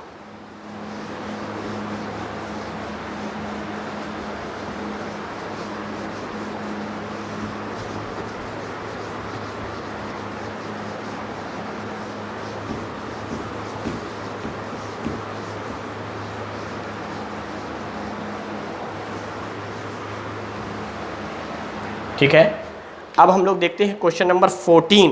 क्वेश्चन नंबर 14 क्या कह रहा है? क्वेश्चन नंबर 14 कह रहा है अल्काइन है CH3C ट्रिपल बॉन्ड CH3, ठीक है। इस अल्काइन का रिएक्शन करवाया गया है और सिस प्रोडक्ट बनाया गया, this is called cis alkene. चाहे तो दिखला दो यहाँ हाइड्रोजन हाइड्रोजन, ये है आपका ब्यूट 2इन, इधर से काउंटिंग कर लो या इधर से कर लो, 1 2 3 4 ब्यूट 2इन। और सिस प्रोडक्ट है बेटा, सिस प्रोडक्ट है, सिस प्रोडक्ट। सिस प्रोडक्ट आपको कैसे मिलेगा? सीन एडिशन से। तो इसमें क्या पूछा है जरा देखें, इसमें यही पूछ रहा है कि कौन सा रीएजेंट इस्तेमाल किया गया है। पहला हाइड्रोजन, प्लेडिनम, कार्बन, क्यूनोलीन। सही जवाब यही है, क्योंकि यही होता है पार्शियल ये है पार्शियल हाइड्रोजिनेशन, पार्शियल हाइड्रोजिनेशन। अगर सिर्फ हाइड्रोजन होता प्लेडिनम सरफेस के प्रेजेंस में तो फिर ये अल्केन में रिएक्शन जाके स्टॉप होता, और इसमें होता क्या है, सीन एडिशन होता है, सीन एडिशन। याद रखिएगा ये सब जो आता है क्यूनिलीन और कार्बन, प्लेडिनम के बाद अगर सिर्फ कार्बन होता, क्यूनिलीन होता, सल्फर होता, बेरियम सल्फेट होता, कैल्शियम कार्बोनेट होता, ये सब भी होता तब भी यही होता। यानी ये सब पार्शियल हाइड्रोजिनेशन करवाते हैं, और पार्शियल हाइड्रोजिनेशन में क्या होता है, ट्रिपल बॉन्ड टूटकर सिर्फ डबल बॉन्ड होता है, यानी एक पाई बॉन्ड टूटता है, एक पाई बॉन्ड रहता है। अगर कंप्लीट हाइड्रोजिनेशन होता तो फिर से ये अल्केन में जाकर कन्वर्ट हो जाता। तो ये याद रखिएगा कि ये जो एडिशन हम लोग हाइड्रोजन का करवा रहे हैं सॉलिड सरफेस पर, यह सीन एडिशन होता है बेटा। ये पार्शियल हाइड्रोजिनेशन में भी सीन एडिशन होता है। सीन एडिशन का मतलब दोनों हाइड्रोजन सेम साइड से आके लगते हैं, दोनों हाइड्रोजन। तो यहाँ पर क्या हुआ है, दोनों हाइड्रोजन आकर सेम साइड से लगा है, ये पाई बॉन्ड टूटा है, यहाँ से हाइड्रोजन आके लगा है, ये मिथाइल ग्रुप ऊपर की तरफ आपको दिख रहे हैं, तो दोनों हाइड्रोजन सेम साइड से लगा है। अगर मान लो यही यहाँ होता, CH3 यहाँ आकर लगता, एंटी एडिशन, तो वो बर्ज रिडक्शन होता है। तो इसमें जो चौथा ऑप्शन आप देख रहे हैं, फोर्थ ऑप्शन, चौथा ऑप्शन, सोडियम और लिक्विड अमोनिया, ये बर्ज रिडक्शन है, दिस इज बर्ज रिडक्शन। अच्छा, बर्ज रिडक्शन में क्या होता है, एंटी एडिशन होता है बेटा, एंटी एडिशन। यानी एक हाइड्रोजन लगेगा अगर एबव द सरफेस तो दूसरा लगेगा बिलो द सरफेस, एक लग रहा है बिलो तो दूसरा इस लगेगा एबव, तो ये मिथाइल ग्रुप इधर आ जाते हैं। तो ये तो होगा नहीं, क्योंकि आपका एंटी एडिशन नहीं करवाया है, सीन एडिशन करवाया। अच्छा, क्वेश्चन नंबर 2 में कह रहा है जिंक और HCl। यार ये जिंक और HCl जो है, मतलब जिंक मेटल है एसिडिक मीडियम में, क्लेमेंसन रिडक्शन, क्लेमेंसन रिडक्शन, ये याद रखिएगा, क्लेमेंसन रिडक्शन। क्लेमेंसन रिडक्शन क्या करता है, अल्केन में कन्वर्ट कर देता है, यानी आपको डायरेक्ट अल्केन मिल जाएगा। तो ये भी नहीं हुआ। तीसरा मरकरी, अच्छा एसिडिक मीडियम है वाटर के साथ, यानी हाइड्रोलिसिस सारा कुछ करवाया जा रहा है। तो ये जो रिएक्शन है आपका वो मर्क्यूरेशन रिएक्शन है। मर्क्यूरेशन रिएक्शन में क्या होगा वो सुनिए, यहाँ से ये बॉन्ड टूटेगा, OH लग जाएगा और एक तरफ H, वाटर का एडिशन है, हाइड्रेशन है एक्चुअली। उसके बाद ट्रिपल बॉन्ड है तो दोबारा से होगा और ये मेरे ख्याल से कन्वर्ट हो जाएगा कीटोन में, कीटोन में कन्वर्ट हो जाएगा। यानी हर बार आपको क्या करना है, मैं समझा रहा हूँ आपको, CH3 इस तरह से है, CH3 ट्रिपल बॉन्ड CH3। देखो एक बॉन्ड को ब्रेक करो, एक बॉन्ड को ब्रेक करो और इधर लगा दो OH, इधर लगा दो H, फिर दोबारा आप इसको ब्रेक करो और फिर से लगा दो OH और यहाँ लगा दो H। एक ही कारण पे 2 H नहीं होना चाहिए, वाटर निकाल दो। वाटर निकालने का शर्त क्या हो जाएगा, यहाँ से OH निकाल दो, यहाँ से H निकाल दो, ये बन जाएगा। इसलिए मैंने कहा कीटोन का फॉर्मेशन हो जाएगा अगर मर्क्यूरेशन रिएक्शन करवाया है तो। अच्छा, मर्क्यूरेशन के लिए आप 2 तरीका फॉलो कर सकते हैं। मैंने क्या किया, जिस तरीके से पहला पाई बॉन्ड ब्रेक किया था उसी तरीके से दूसरा पाई बॉन्ड ब्रेक किया। बोलो, मैंने क्या किया, इस पाई बॉन्ड को तोड़कर यहाँ, जैसे देखो इस पाई बॉन्ड को ब्रेक करके यहाँ लगा दिया OH, यहाँ लगा दिया H, और उसके बाद क्या कर रहे हैं, फिर से ये पाई बॉन्ड ब्रेक करके यहाँ OH, यहाँ H लगा रहे हैं। अच्छा, पहली बार में तो कोई दिक्कत नहीं था कि आप क्यों ब्रेक कर रहे हैं, तो भाई इधर कार्बोकेटायन बनाना चाह रहे हैं, चूंकि ऑक्सीजन का लोन पेयर है, तो याद रखोगे ये इधर ही मूव करेगा, यहाँ आएगा माइनस चार्ज तो H प्लस आएगा, और यहाँ आएगा प्लस चार्ज तो यहाँ OH माइनस आएगा, चूँकि यहाँ से लोन पेयर मिल रहा है। खैर, लेकिन उतने डिटेल में जाने की जरूरत नहीं है, आप सिंपली समझो कि यहाँ पर हम लोग दूसरा तरीका फॉलो कर सकते थे, टॉटोमेरिज्म। क्या ये इनॉल बन रहा है, इनॉल से इसको कीटो बना दो, हाइड्रोजन को यहाँ से शिफ्ट कर देंगे यहाँ पर। तो दूसरा तरीका ये है कि आपका अगर इनॉल बने तो इनॉल से आप कीटो में कन्वर्ट कर सकते हैं। तो खैर, ये तो बहुत ही आसान सा सवाल आपसे पूछ लिया, पार्शियल हाइड्रोजनेशन का, सीन एडिशन करवाया है, अल्कीन को सिस अल्कीन में कन्वर्ट किया। एंटी करवाना होता तो बर्ज रिडक्शन की बात करते, सोडियम और लिक्विड अमोनिया का, ठीक है। जिंक एसिडिक मीडियम में रिएक्शन कर रहा है, क्लेमेंसन रिडक्शन है। इसी का एक पेयर होता है उल्फ किश्नर रिएक्शन, उसमें हम लोग हाइड्राजीन का इस्तेमाल करते हैं बेसिक मीडियम में, KOH वगैरह का इस्तेमाल होता है और NH2 का इस्तेमाल होता है। उसका भी काम वही है जो क्लेमेंसन रिडक्शन का है, यानी वहाँ पर भी उल्फ किश्नर रिएक्शन में भी रिडक्शन होता है और डायरेक्ट अल्केन बनता है। मर्क्यूरेशन में तो आपको पता ही है, वाटर का एडिशन कराना है। तो इस तरह से चारों ऑप्शन हमने देख लिया। नेक्स्ट क्वेश्चन है क्वेश्चन नंबर 15।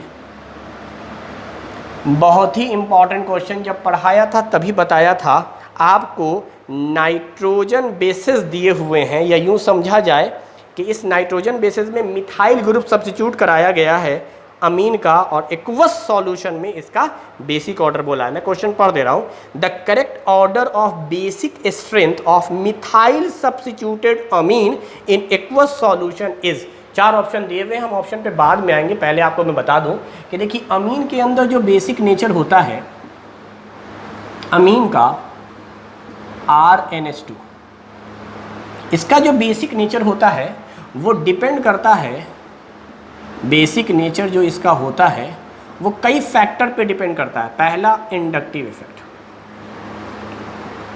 इंडक्टिव इफेक्ट, इसमें कोई शक नहीं। बेसिक क्या हुआ, इस लोन पेयर को देने की टेंडेंसी। तो भाई क्या करोगे, इस R को, R मतलब कार्बन को लगाओ, ये हुआ प्राइमरी अमीन, यहां से H हटाकर दोबारा R लगाओगे, सेकेंडरी अमीन। बोलो, और दिस इज टर्सरी अमीन। तो हमें कुल मिलाकर इंडक्टिव इफेक्ट देखना है। तो यहां इंडक्टिव, यहां इंडक्टिव, यहां इंडक्टिव, तो जितना ज़्यादा इंडक्टिव उतना ज़्यादा बेसिक। अच्छा, दूसरी बात सुनो, हमें क्या देखना है, एक्वस मीडियम में ये बातें देखनी होती हैं। फॉर एक्वस मीडियम, अगर एक्वस नहीं होता, गैसियस मीडियम होता, तब तो इंडक्टिव पर ही देख लेते, तब तो इंडक्टिव पे ही देख लेते। और इंडक्टिव का क्या कहना है, 3 डिग्री, 2 डिग्री, 1 डिग्री, ये याद रखेंगे बेसिक करेक्टर। क्योंकि इंडक्टिव ने देकर इस नाइट्रोजन की डेंसिटी बढ़ा दी, नेगेटिव चार्ज आया, लोन पेयर देना आसान। वही प्रोटोनेटेन वाला स्टेप हम यहाँ पर भी दिखलाना चाह रहे हैं। बेसिक वही होता है जो प्रोटॉन को अपना लोन पेयर दे दे, वही बेस कहलाता है। तो अब क्या होगा, यहाँ पर भी दे रहा है, तो यहाँ पे 2 इंडक्टिव इफेक्ट मिल रहे हैं, यहाँ पे 3 सॉरी एक ही इंडक्टिव इफेक्ट मिल रहा है। तो इंडक्टिव इफेक्ट का कॉन्सेप्ट लग गया। अच्छा, फॉर एक्वस मीडियम, अब ज़रा सुनो, एक्वस मीडियम में क्या होगा यार, तो एक्वस मीडियम में ये होगा कि नंबर ऑफ हाइड्रोजन बॉन्ड देखा जाएगा, वाटर के साथ हाइड्रोजन बॉन्ड कितना बना रहा है, नंबर ऑफ हाइड्रोजन बॉन्ड। तो ये जो बना रहा है, मान लो यहाँ पे 2 हाइड्रोजन है तो 2, यहाँ पर 1 हाइड्रोजन है तो 1, यहाँ बन ही नहीं रहा है। तो कुल मिलाकर ये बताता है 1 डिग्री, 2 डिग्री, 3 डिग्री। इसी नंबर ऑफ हाइड्रोजन बॉन्ड को सॉल्वेशन भी कहते हैं, सॉल्वेशन। और तीसरा हो जाता है बेटा steric factor. Steric factor, solvation कहो, हाइड्रेशन कहो, नंबर ऑफ एसिडिक हाइड्रोजन कहो, हाइड्रोजन बॉन्ड कहो, कुछ भी कहो, तो यू विल गेट कि ऑर्डर जो है वो मिक्स होके आने वाला है। एक्वस मीडियम में इन पैरामीटर्स का भी ख्याल रखना है, इंडक्टिव इफेक्ट तो लगना ही लगना है। तो इसीलिए आपको बताया जा रहा है, चलिए मैं इधर लिख देता हूँ, आपको बताया जा रहा है कि अमीन का जो बेसिक नेचर आया करे अमीन का, तो आप एक बात का ख्याल रखेंगे। वो क्या, मैं लिख दे रहा हूँ, बेसिक नेचर ऑफ अमीन में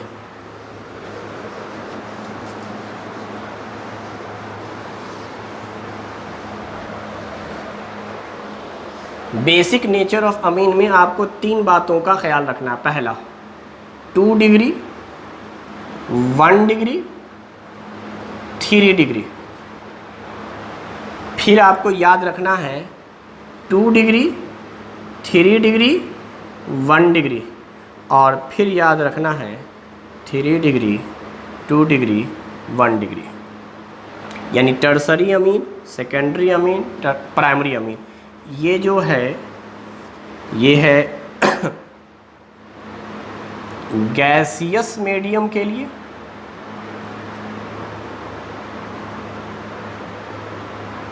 गैसियस मीडियम के लिए, या फिर कहते हैं आर जो होगा वो other than methyl ethyl, methyl and ethyl. Methyl ethyl के अलावा होना चाहिए एक्वस मीडियम में। ये वाला जो है 213 213 सेकेंडरी हमेशा बड़ा हो जाएगा प्राइमरी और टर्सरी से, बस यही याद रखना है। सेकेंडरी और प्राइमरी यहाँ के ये दोनों आ जाएंगे आगे, ये दोनों आगे आ जाते हैं। कब आते हैं? जब मीडियम एक्वस होता है और मिथाइल होता है। मिथाइल मतलब CH3। तो ये याद रखिएगा, अगर मिथाइल सब्स्टिट्यूटेड अमीन है और मीडियम एक्वस है तो बेसिक ऑर्डर ये आएगा। वो सारे इफेक्ट को मिलाने के बाद एक्सपेरिमेंटली देखा गया है, secondary amine, then primary, then tertiary. और अगर बेटा मीडियम एक्वस रहा और हमारा इथाइल सब्स्टिट्यूशन हुआ, इथाइल सब्स्टिट्यूशन, तब आएगा 2 डिग्री, 3 डिग्री, 1 डिग्री। यानी जैसे जैसे बल्किनेस बढ़ता चला जाएगा, आप देखें जनरल रूल फॉलो होने लगेगा इंडक्टिव वाला, यानी टर्सरी, फिर सेकेंडरी, फिर प्राइमरी। ये क्या है? एक्वस होने के बाद भी मिथाइल इथाइल से ज़्यादा हो, यानी जनरली यूँ समझो ना, प्रोपाइल हो, आर की वैल्यू प्रोपाइल हो, ब्यूटाइल हो, पेंटाइल हो, समझ रहे हो, हेक्साइल हो, साइक्लोहेक्सेन, इस तरह की चीज़ें हो। आर जो है मिथाइल इथाइल के अलावा हो। तो पहली बात तो आपको याद रखना है, अगर गैसियस मीडियम है तो चाहे मिथाइल रहे चाहे इथाइल रहे, गैसियस मीडियम में हमेशा 3 to 1 inductive effect, only inductive effect gaseous medium में। लेकिन अगर एक्वस है बेटा तो इंडक्टिव के अलावा और दूसरे मीडियम भी आते हैं, और वो मीडियम जो हैं वो बेसिक कैरेक्टर ऑफ अमीन को बदल देते हैं। तो आपको ये बातों का ख्याल रखना है। मिथाइल में 213, इथाइल में 231, और बाकी सब जगह 321। याद रखने का तरीका ही बता देता हूँ, ये तो जनरल रूल है, ये तो याद रखना ही रखना है। गैस में मिथाइल इथाइल कुछ भी रहे, यानी आर कुछ भी रहे, एनी हाइड्रोकार्बन कुछ भी, एनी ग्रुप, कोई दिक्कत ना है। गैसियस में कोई दिक्कत ना है, गैसियस में हमेशा 3 to 1, 3 to 1, 3 to 1, tertiary, secondary. अच्छा, एक्वस में ही खाली मसला है। तो एक्वस में अगर एक कार्बन है, कितना कार्बन है? एक कार्बन है, तो तुझे 2 ग्रुप को उठा के ले जाना है। टोटल 3 का सोचना है, 3, टोटल 3। तो 2 ग्रुप को उठा के ले जा आगे, तो ये बन जाएगा। और अगर तेरा कार्बन 2 है तो तू किससे उठा के ले जाएगा? सिर्फ एक को, बीच वाले को, यानी ये तो उठ के जाएगा ही जाएगा आगे, ये भी जाएगा। ये डिपेंड करेगा कितना कार्बन है। अगर कार्बन 1 है तो तुझे एक को ले ही जाना है, ये समझना है बस, ये समझावेला बोल रहा हूँ। अगर कार्बन 1 है तब एक भी आगे जाएगा, वरना कार्बन 2 है तो दो तो आगे जाना ही जाना है, सेकेंडरी तो होना ही होना है। अगर एक कार्बन है तो एक भी हो जाएगा, अगर एक कार्बन नहीं है तो भाई सिर्फ 2 ही गया है, बाकी सब रहेंगे। यानी किसी तरीके से भी इनको जहन में बैठा लीजिए। और ये एक एक्सपेरिमेंटली डाटा है, पहला और दूसरा पॉइंट जो मैं लिखा है। तीसरा जनरल रूल है, एक्वस मीडियम रहे लेकिन 3 कार्बन रहे, 4 कार्बन रहे, 5 कार्बन रहे, 6 कार्बन रहे, या गैसियस में कितने भी कार्बन रहे। तो अब आते हैं क्वेश्चन के आंसर पर। क्वेश्चन कह रहा था इन सब्स्टिट्यूट, मिथाइल है, अच्छा मिथाइल है तो ये ऑर्डर होना चाहिए बेसिक का। पहला ऑप्शन में देखिए क्या दे रहा है, पहले में दे रहा है मिथाइल 3 है फिर N है, ये तो टर्सरी हो गया। टर्सरी सबसे ज़्यादा बेसिक दिखलाया है, ऑप्शन नंबर 1 में नहीं होगा। दूसरे पर आओ, दूसरे में भी टर्सरी दिखलाया है। तीसरे पे आओ, प्राइमरी दिखलाया है, नहीं होगा। चौथा आंसर सही है NHCH2, फिर है 1 डिग्री, फिर है 3 डिग्री। तो the correct answer is option number 4, option number 4। चलिए नेक्स्ट क्वेश्चन है क्वेश्चन नंबर 17, 17वां सवाल। देखिए 17th क्वेश्चन जो आपसे पूछा है वो बहुत ही आसान सवाल पूछ दिया है। क्वेश्चन नंबर 17th जो है वो बहुत ही आसान सवाल है। डिस्प्ले पे आप 17th क्वेश्चन को पढ़ लीजिए, डिस्प्ले हो चुका है।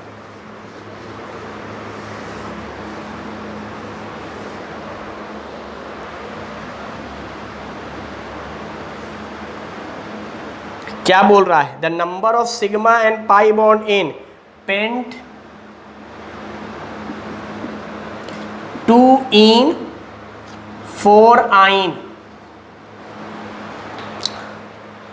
पहला ऑप्शन 8 सिग्मा 5 पाई, दूसरा ऑप्शन 11 सिग्मा 2 पाई, तीसरा ऑप्शन 13 सिग्मा 9 पाई, और फोर्थ ऑप्शन 10 सिग्मा 3 पाई। ज़रा देख ले, यहाँ तो बिल्कुल नाम से पता चल रहा है दूसरे पोजीशन पे डबल बॉन्ड है और चौथे पोजीशन पे ट्रिपल बॉन्ड है। मुझे पोजीशन से क्या मतलब, बस मालूम ये है कि एक ही ट्रिपल बॉन्ड है और एक ही डबल बॉन्ड है। अगर 2 डबल बॉन्ड होते तो डाई इन आता, 2 ट्रिपल बॉन्ड होते तो डाई आइन आता। सिर्फ आइन बता रहा है एक ट्रिपल बॉन्ड, सिर्फ इन बता रहा है एक डबल बॉन्ड। यार सिंपल सा लॉजिक है, इसमें 1 पाई, इसमें 2 पाई, टोटल 3 पाई वाला सिर्फ एक ऑप्शन था आंसर। समझ गए बात? सिर्फ इसमें 1 पाई, इसमें 2 पाई, क्योंकि एक तो सिग्मा रहता ही है, सिग्मा के अलावा जो है वो पाई है, यहाँ भी एक सिग्मा उसके अलावा जो वो पाई, तो टोटल 1 और 2 3 पाई वाला एक ही ऑप्शन है। बाकी रह गई बात पूरा बनाने की, तो सुनिए 5 कार्बन बनाने हैं, 1 2 3 4 5।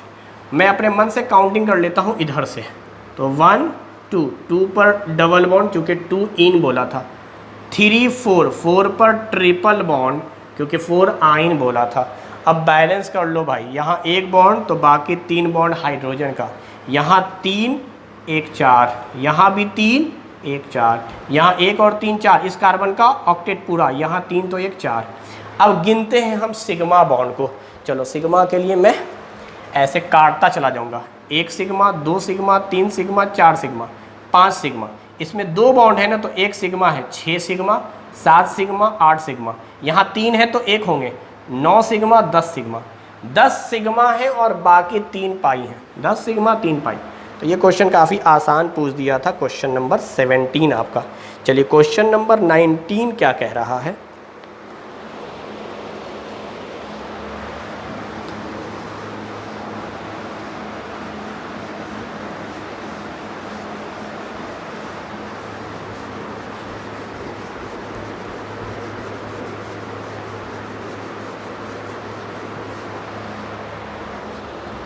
क्वेश्चन नंबर 19,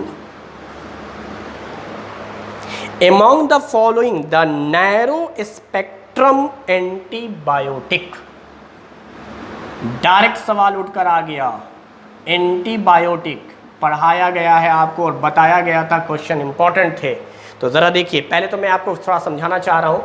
तो एंटीबायोटिक क्या है? एंटी का मतलब होता है अगेंस्ट, बायोटिक मतलब लाइफ। आप समझो ब्रेक करके। एंटीबायोटिक मैं समझाना चाह रहा हूँ पहले। एंटी मतलब होता है अगेंस्ट, अगेंस्ट मुखालिफ काम करे। बायोटिक बेसिकली है, बायो मीन्स लाइफ से, लेकिन यहाँ पे जो बायोटिक है वो बेसिकली बैक्टीरिया के लिए इस्तेमाल किया गया है। यानी बैक्टीरिया या जर्म, बैक्टीरिया के जो अगेंस्ट काम करे, यानी बैक्टीरिया के ग्रोथ को जो रोक दे, इनहिबिट कर दे, या बैक्टीरिया को जो किल कर दे, उसको एंटीबायोटिक कहते हैं। हम सिंपल लैंग्वेज समझो, वो मेडिसिन या वो दवा, वो ड्रग्स, वो केमिकल जो बैक्टीरिया को मार दे। तो antibiotic means to kill bacteria. Bacteria को जो मार दे उसको हम लोग कहेंगे एंटीबायोटिक। अच्छा, आप सुनो, आपने पढ़ा होगा बायोलॉजी में बैक्टीरिया ग्राम पॉजिटिव और ग्राम नेगेटिव होता है। यानी बैक्टीरिया जो होता है वो बेसिकली दो ग्रुप में हम इसे डिवाइड करते हैं।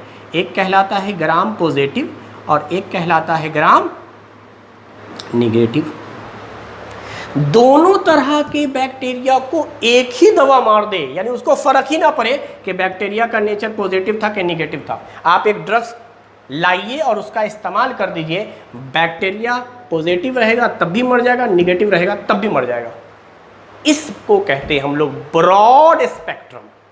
तो समझो, एंटीबायोटिक, एंटीबायोटिक दो तरह का, एक कहलाएगा ब्रॉड स्पेक्ट्रम और दूसरा कहलाएगा नैरो, नैरो स्पेक्ट्रम। ब्रॉड नाम से पता चल रहा है, ब्रॉड सेंस में इस्तेमाल हो रहा है, लार्ज स्केल पे हो रहा है। तो इसका मतलब क्या हो रहा है कि ब्रॉड जो है ना वो क्या करेगा, to kill both gram positive and gram negative bacteria. यानी ब्रॉड स्पेक्ट्रम एंटीबायोटिक क्या करता है, किल कर देता है किसी भी टाइप के बैक्टीरिया को, चाहे पॉजिटिव हो चाहे नेगेटिव हो। लेकिन नैरो क्या करेगा, नैरो स्पेसिफिक है, नाम से पता चल रहा है नैरो। यानी ये नैरो स्पेक्ट्रम क्या करेगा, to kill specific type bacteria only.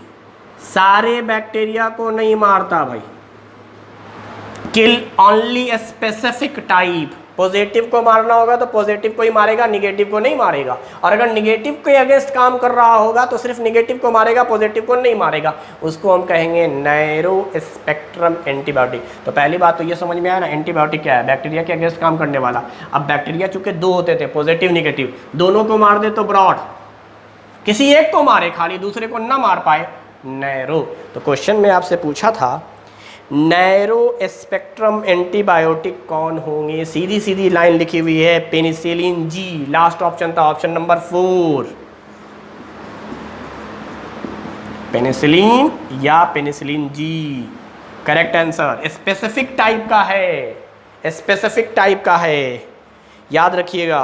Direct question उठ के आ गया एनसीईआरटी से, इसलिए मैं कह रहा हूँ कि ड्रग्स वाला चैप्टर या लास्ट का जो 3-4 चैप्टर है उसको एनसीईआरटी बुक से ज़रूर पढ़ें। Polymer, chemistry everyday in life, उसके बाद बायोमॉलिक्यूल्स। बायोमॉलिक्यूल्स मर्जी है, पढ़ भी सकते हैं, नहीं भी पढ़ सकते हैं, लेकिन पॉलीमर और chemistry everyday in life NCERT book से बिल्कुल पढ़िए, क्वेश्चन उसके बाहर बिल्कुल नहीं पूछा जाता।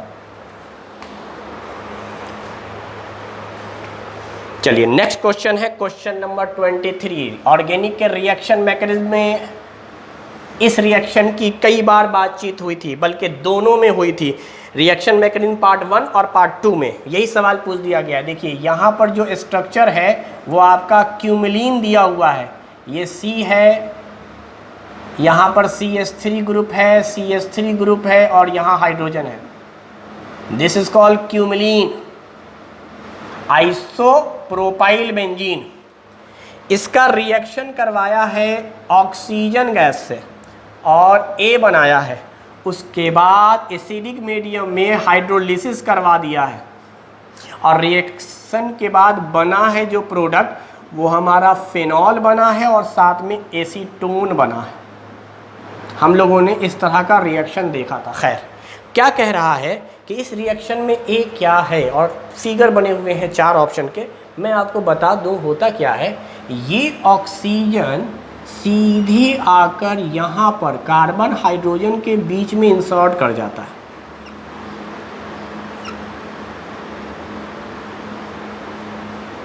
ये ऑक्सीजन आकर इंसर्ट कर जाता है और ये रिएक्शन बिल्कुल फ्री रेडिकल मैकेनिज्म होता है। अब वो होता क्या है, थोड़ा सा उसकी भी बातचीत कर ली जाए तो ज़रा देखेंगे आप होता क्या है।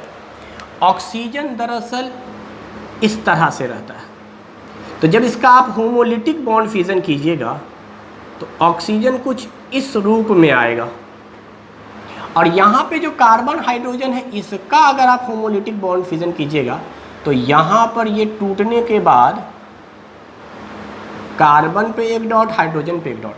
अब क्या होता है, ये दोनों इलेक्ट्रॉन एक दूसरे को शेयर करते हैं,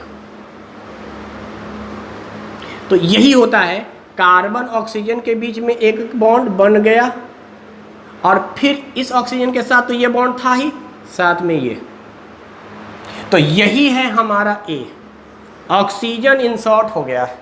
तो ऑप्शन आप देखें, पहला ही आंसर दिख रहा है, first answer is correct one, first answer is correct one. चलिए आगे के मैकेनिज्म की बात कर ले। आंसर हमारा फर्स्ट हो चुका है भाई, first is the correct answer of 23rd।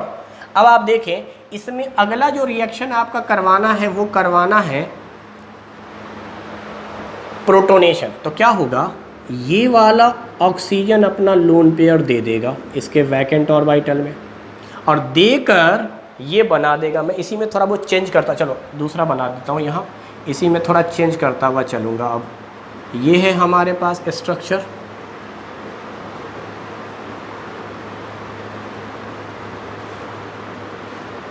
Oxygen ने जैसे ही अपना लोन पेयर दिया इस पर आ गया प्लस चार्ज। जैसे ही इस पे प्लस चार्ज आता है ये शिफ्ट हो जाता है, चूँकि ज़्यादा इलेक्ट्रॉन निगेटिव हो गया, वाटर रिलीज हो जाएगा और ये न्यूट्रल बन जाएगा बेटा। शिफ्ट होने के बाद की कहानी, तो पॉजिटिव चार्ज यहाँ आ जाएगा। जैसे ही इस पर पॉजिटिव चार्ज आएगा, याद रखो ये कार्बन ये वाला बॉन्ड ब्रेक करेगा। जैसे ही ये वाला कार्बन ये बॉन्ड ब्रेक करेगा, इस कार्बन पर आ जाएगा निगेटिव चार्ज और यहाँ आ जाएगा पॉजिटिव चार्ज। ये निगेटिव पॉजिटिव मिलकर बना लेगा bond and this is called acetone, first product. अब ये क्या करेगा, ये अटैक मारेगा वापस ऑक्सीजन अपना इस पर और फिर से प्लस चार्ज आ जाएगा, तो फिर से वापस H निकाल दिया जाएगा और फाइनली ये कन्वर्ट हो जाएगा फेनॉल में। तो इम्पॉर्टेंट चीज़ ऑक्सीजन इंसर्ट का खाली आपसे पूछा गया था, तो ऑक्सीजन को लाकर इंसर्ट कर दीजिए क्यूमिलीन के ऊपर। तो ये था हमारा question number 23rd।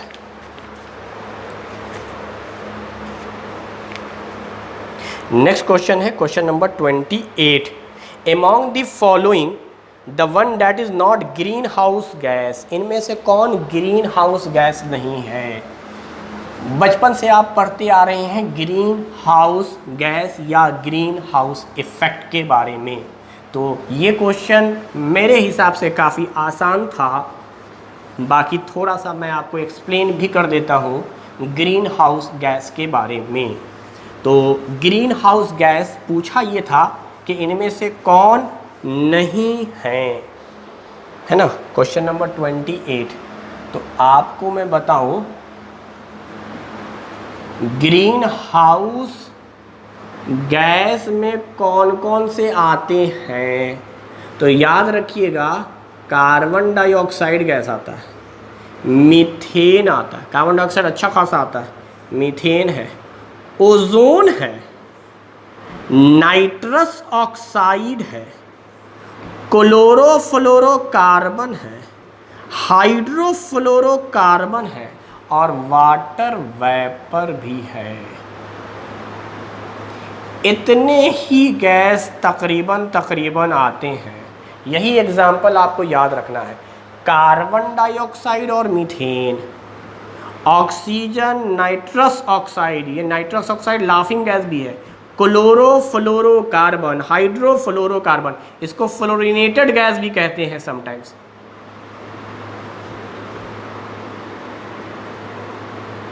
Fluorinated gas भी कहते हैं simply, and this is laughing gas. This is ozone, this is methane या मार्स गैस, मार्स गैस। बाकी कार्बन डाइऑक्साइड है और वाटर वेपर। तो इतने तो ग्रीन हाउस में हैं। तो ऑप्शन पे आ जाइए। पहला ऑप्शन मीथेन, मीथेन तो है। ओजोन, ओजोन भी है। Sulphur dioxide, sulphur dioxide SO2, यही ग्रीन हाउस नहीं है। तो आपसे पूछा था कौन नहीं है, SO2 नहीं है, SO2 नहीं। अच्छा, चौथा ऑप्शन क्या है भाई? Nitrous oxide, this is nitrous oxide, जिसको लाफिंग गैस कहा है, नाइट्रस ऑक्साइड। तो भाई ये सब तो हैं। और वैसे भी ग्रीन हाउस में ये सब बातें आप जाने कि ग्रीन हाउस गैस में कौन कौन से आते हैं। तो carbon dioxide, methane, water vapour, ozone, laughing gas यानी नाइट्रस ऑक्साइड, उसके बाद फ्लोरिनेटेड गैस यानी क्लोरोफ्लोरोकार्बन और हाइड्रोफ्लोरोकार्बन, जिसको फ्लोरिनेटेड गैस कहा। चलो नेक्स्ट क्वेश्चन की तरफ आते हैं बेटा। नेक्स्ट क्वेश्चन है हमारा ऑर्गेनिक केमिस्ट्री का, दैट इज 40वां सवाल। Among the following, the reaction that proceed through an electrophilic substitution reaction is, आपको बताना है इस चारों में से इलेक्ट्रोफिलिक सब्स्टिट्यूशन रिएक्शन कौन सा है। तो ये है बेंजीन और यहाँ है क्लोरीन और यहाँ है AlCl3। याद आ गया होगा आपको। ये जो रिएक्शन पढ़ाया गया है, क्या ये हेलोजिनेशन पढ़ाया गया है, हेलोजन का रिएक्शन कर रहे हैं, और यही हेलोजन इलेक्ट्रोफाइल बनेगा बेटा। तो सही जवाब तो यही है। बाकी रिएक्शन के बारे में भी देख लेंगे, लेकिन चूंकि यहाँ पर पहला रिएक्शन बोल रहा है इलेक्ट्रोफिलिक सब्स्टिट्यूशन रिएक्शन, यही है। अब यहाँ होता क्या है वो सुनिए। आपको ये पढ़ाया गया है रिएक्शन मैकेनिज्म में भी, और वहाँ रिएक्शन मैकेनिज्म में भी यही रिएक्शन मैंने दिया था, बल्कि रिएक्शन मैकेनिज्म फर्स्ट सीरीज में भी और सेकंड सीरीज में भी। तो आप जानो एल्युमिनियम के पास 3 ही इलेक्ट्रॉन थे, तीनों को देकर वो क्लोरीन के साथ 3 बॉन्ड बना चुका, लेकिन ऑक्टेट इनकम्प्लीट है और एल्युमिनियम के पास वैकेंट ऑर्बिटल है। इस वैकेंट ऑर्बिटल की वजह से ये एक्ट करता है लुईस एसिड की तरह। एसिड वो होते हैं जो लोन पेयर को एक्सेप्ट करते हैं, और बेस वो होता है जो लोन पेयर दे देता है। तो ये क्लोरीन अपना लोन पेयर इसको दे देता है। जैसे ही क्लोरीन अपना लोन पेयर देता है, इस क्लोरीन पे आ जाता है पॉजिटिव चार्ज, और ये एल्युमिनियम के वैकेंट ऑर्बिटल के साथ बना लेता है एक कोवैलेंट बॉन्ड, और एल्युमिनियम पर आ जाता है निगेटिव चार्ज। क्योंकि एल्युमिनियम न्यूट्रल था, खींचा, इलेक्ट्रॉन लिया तो निगेटिव और ये पॉजिटिव। ये जैसे ही पॉजिटिव होता है, अब ये बॉन्ड तोड़ लेता है, ब्रेक कर लेता है। जैसे ही ये ब्रेक करता है, पॉजिटिव चार्ज आ जाता है इस क्लोरीन के पास, और क्लोरीन का वैलेंस इलेक्ट्रॉन 6 हो गया। क्योंकि क्लोरीन अगर एटम होता न्यूट्रल तो वैलेंस इलेक्ट्रॉन 7 होता। पॉजिटिव चार्ज का मतलब अब वैलेंस इलेक्ट्रॉन 6 है। 6 का मतलब एक ऑर्बिटल इसका वैकेंट है, और यही एक्ट करता है इलेक्ट्रोफाइल की तरह। इलेक्ट्रोफाइल उसको कहते हैं जिसका वैकेंट ऑर्बिटल हो, साथ में पॉजिटिव चार्ज हो। और ये पॉजिटिव चार्ज तो ख़त्म हो गया, और ये नेगेटिव चार्ज कहीं ना कहीं रेजोनेंस स्टेबलाइज हो रहा है। तो इसको न्यूक्लियोफाइल नहीं कहेंगे, क्योंकि ये जो है ना क्लोरीन के वैकेंट ऑर्बिटल को दे रहा है। अब सवाल है क्लोरीन में कौन सा वैकेंट ऑर्बिटल भाई? इसका तो ऑक्टेट कंप्लीट हो चुका है, तो इसके डी ऑर्बिटल बेटा खाली हैं। क्लोरीन 3rd पीरियड एलिमेंट है, इसके डी ऑर्बिटल खाली हैं। डी ऑर्बिटल खाली होने की वजह से क्लोरीन ऑक्टेट एक्सीड कर सकता है। तो यहाँ रेजोनेंस हो सकता है कि एल्युमिनियम का निगेटिव चार्ज क्लोरीन के वैकेंट ऑर्बिटल के साथ कर ले, इसलिए मैंने कहा ये रेजोनेंस स्टेबलाइज होंगे। अब ये जो इलेक्ट्रोफाइल था, ये बेंजीन के पाई इलेक्ट्रॉन पर अटैक करेगा। अब पाई इलेक्ट्रॉन पे जब ये अटैक करेगा, या पाई इलेक्ट्रॉन अटैक करेंगे बेंजीन पर, तो ये जाकर बॉन्ड बना लेगा इलेक्ट्रोफाइल, और इस कार्बन ने चूंकि डोनेट किया है तो इस पर आ जाएगा प्लस चार्ज, और यही फिर रेजोनेंस स्टेबलाइज होता है। आपको बताया गया है ये यहाँ आएगा तो प्लस चार्ज यहाँ पर आया, ये बॉन्ड यहाँ शिफ्ट हुआ, फिर ये इस पर शिफ्ट होगा तो प्लस चार्ज यहाँ आ जाएगा। बिल्कुल पॉजिटिव चार्ज एक रेजोनेंस स्टेबलाइज होगा, माइनस प्लस में बॉन्ड बनेगा, फिर ये पॉजिटिव हो गया था तो क्या होगा, गलत दिखला दिया,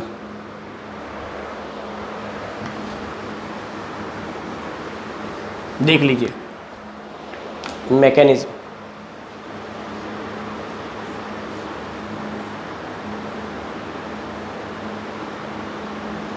ये हमारा बेंजीन था और ये इलेक्ट्रोफाइल था। यहाँ पर क्या होगा, कोई एक बॉन्ड टूटेगा, जैसे ही ये बॉन्ड टूटेगा इस पर आ जाएगा निगेटिव चार्ज। चलो दिखला देता हूँ, यहाँ आ गया निगेटिव चार्ज, यहाँ आ गया पॉजिटिव चार्ज, बाकी सारे बॉन्ड ऐसे ही रहेंगे। अब ये निगेटिव जो है ना ये देगा इसके वैकेंट ऑर्बिटल में, देने के बाद क्या होगा वो थोड़ा यहाँ दिखा दे। हालांकि रेजोनेंस स्टेबलाइज हो रहा है, हम लोग पहले भी बात कर चुके हैं। ये जाकर जुड़ जाएगा इस क्लोरीन के साथ, इस पर है पॉजिटिव चार्ज, यहाँ है बाकी इस तरह से। तो ये क्लोरीन देकर ये खुद को न्यूट्रल, ये लेकर प्लस माइनस न्यूट्रल। अब ज़रा देखिए क्या होगा, ये पॉजिटिव चार्ज रेजोनेंस स्टेबलाइज करना शुरू कर देगा बेटा। रेजोनेंस स्टेबलाइज का मतलब ये हुआ कि ये वाला बॉन्ड इस प्लस चार्ज को स्टेबल करे लावेगा, तो यहाँ आ गया माइनस, ये टूटा ना तो यहाँ आ गया माइनस लोन पेयर। अब ये निगेटिव पॉजिटिव बॉन्ड बना लेगा, यहाँ आ गया पॉजिटिव।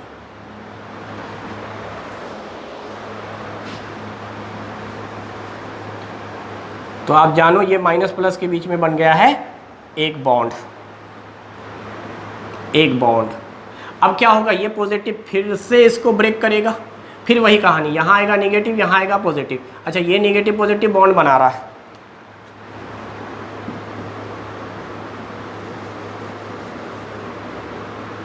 तो ये निगेटिव और पॉजिटिव ने मिलकर बना लिया बॉन्ड। अब चलो ये पॉजिटिव चार्ज है ना, तो अब यहाँ पर हाइड्रोजन है, हाइड्रोजन टूटेंगे और इस कार्बन को निगेटिव बनाएंगे, तो अल्टीमेटली क्या होगा H प्लस।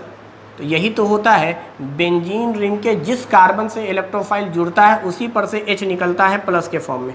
अच्छा ये H प्लस क्या करेगा, वापस Cl को लेकर अलग हो जाएगा, एक क्लोरीन को लोन पेयर देकर क्लोरीन निकल जाएगा, वापस ये AlCl3 बन जाएगा, इसलिए ये कैटलिस्ट की तरह इस्तेमाल करेंगे। खैर ये पूरा का पूरा रिएक्शन हेलोजिनेशन है, क्योंकि हुआ क्या, हेलोजन इलेक्ट्रोफाइल की तरह एक्ट किया और अल्टीमेटली बेंजीन रिंग से लगा दिया आपने हेलोजन, यानी benzene is converted into chlorobenzene. तो this is called electrophilic substitution reaction, जो पूछा गया था। कोशिश किया मैकेनिज्म के साथ समझाने का, हालांकि आसान सा रिएक्शन था ये। क्वेश्चन नंबर 2 में ज़रा देखिए क्या कह रहा है। वापस से ये बेंजीन है और साथ में यहाँ क्लोरीन गैस है, इस बार इस्तेमाल किया गया है अल्ट्रा वायलेट लाइट।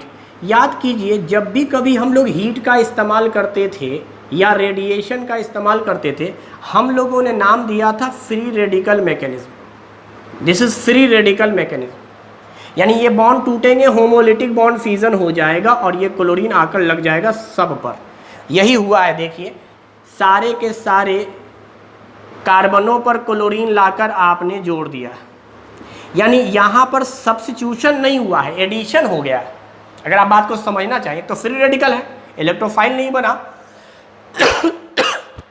दूसरा हुआ क्या है, ये पाई बॉन्ड हटा है और क्लोरीन लग गया है, इसको तो एडिशन कहेंगे। सब्स्टिट्यूशन तो ये होता था कि यहाँ पर क्लोरीन लगा और हाइड्रोजन निकल गया,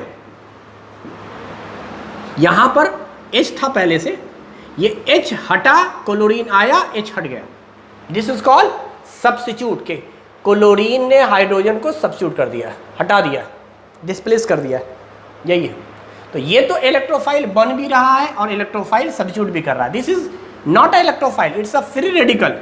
क्लोरीन और क्लोरीन पर एक एक इलेक्ट्रॉन आ जाएंगे, this is called free radical. और दूसरा एडिशन रिएक्शन हुआ है बेटा, पाई बॉन्ड टूटता चला जाएगा, क्लोरीन लगते चले जाएंगे। तो सेकेंड आंसर तो इलेक्ट्रोफिलिक सब्स्टिट्यूशन रिएक्शन का है ही नहीं। वैसे भी याद रखिएगा, जब भी हम हीट करते हैं होमोलिटिक बॉन्ड फ्यूजन हुआ करता है, तो ये नहीं होगा इलेक्ट्रोफिलिक सब्स्टिट्यूशन रिएक्शन। तीसरे ऑप्शन में देखिए फिर से हीट बोल रहा है और फिर से आप देखेंगे इलेक्ट्रोफाइल जनरेट नहीं हुआ है। यहाँ पर रिएक्शन क्या हुआ है वो थोड़ा समझा दें आपको। ये बेंजीन है, ये CH2 है, ये OH है और यहाँ पे HCl है और साथ में हीट किया गया है और डिस्प्लेसमेंट जैसा रिएक्शन दिखला रहा है। हुआ क्या होगा मैं बता दूं आपको। ये एसिड है बेटा तो H+ दिया होगा। अच्छा, H+ को कभी आप इलेक्ट्रोफाइल मत बोलिए और Cl- होगा। एसिड है ना तो H+ Cl- में टूट गया होगा। अब देखो होता क्या है, यहाँ पर जो ये लोन पेयर है ये बेस की तरह ट्रीट करेगा चूँकि ये प्रोटॉन को दे रहा है। अगर यही लोन पेयर कार्बोकेटाइन को देता तो न्यूक्लियोफाइल की तरह, अभी ये बेस की तरह देगा यानी प्रोटोनेशन हो जाएगा। ये दे देगा, इस पे आ जाएगा प्लस चार्ज, ये बॉन्ड तोड़ दोगे तो गोया वाटर बनकर निकल जाएगा। तो एक प्रोडक्ट इसका वाटर है, ये पूरा का पूरा निकल जाएगा एज अ वाटर और क्लोरीन लाकर यहाँ पे आप जोड़ देंगे। तो क्लोरीन चूँकि निगेटिव था ना और ये अटैक किस पे कर रहा है, कार्बोकेटाइन पर। तो देखो निगेटिव चीज़ अगर कार्बोकेटाइन पे अटैक करे तो ये है हमारा न्यूक्लियोफाइल। तो इलेक्ट्रोफाइल नहीं है, इलेक्ट्रोफिलिक सब्स्टिट्यूशन रिएक्शन नहीं है।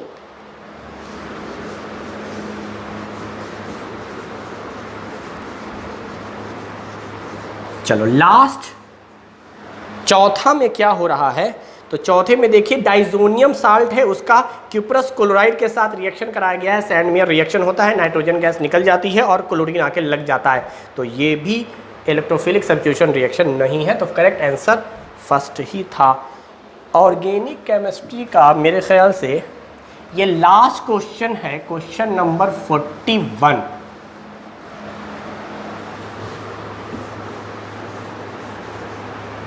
ऑर्गेनिक केमिस्ट्री का लास्ट क्वेश्चन 41 पर आया है। बाद में जो क्वेश्चन है जैसे 42 इनऑर्गेनिक का था, 43 फिजिकल का था, 44 भी फिजिकल का था और 45 इनऑर्गेनिक में हमने डील किया है। तो 41 is the last question organic series का। क्या कह रहा है, the major product of following reaction. अच्छा रिएक्शन क्या है भाई, रिएक्शन ये है, ये बेंजीन है। अच्छा बेंजीन के दो लगातार कार्बन पर कार्बोक्सिलिक एसिड है। पहली बात जानो इसका नाम थैलिक एसिड है, दिस इज थैलिक एसिड। इसका रिएक्शन अमोनिया से कराया गया है, बहुत ही फेमस रिएक्शन है। बोल रहा है मेजर प्रोडक्ट क्या बनेगा और यहाँ स्ट्रॉन्ग हीटिंग भी किया गया है। तो आपको मैं बता दूँ मेजर प्रोडक्ट के बारे में। तो सुनिए, वैसे अगर स्टेप बाय स्टेप बताऊं तो अलग सी कहानी है, वरना यहाँ पे बड़ा आसान है। अभी हम लोगों ने पढ़ाया था, आपको पढ़ाया था मैंने पॉलीमर के अंदर कि कार्बोक्सिलिक एसिड और अमीन में जब भी रिएक्शन होता है एमाइड बॉन्ड बनता है। याद है, कार्बोक्सिलिक एसिड में और अमीन में, इसी के बाद आगे एच जोड़ दोगे तो अमोनिया हो जाएगा। यही अमोनिया है और कार्बोक्सिलिक एसिड जब भी होता है दिस इज एसिडिक हाइड्रोजन और ये वाटर रिलीज हो जाता है। तो आप ऐसा सोचो ना कि दो कार्बोक्सिलिक एसिड है तो मेरे पास दो अमोनिया होगा। तो अमोनिया का क्या होता है, यहाँ से H निकलेगा, यहाँ से OH निकलेगा।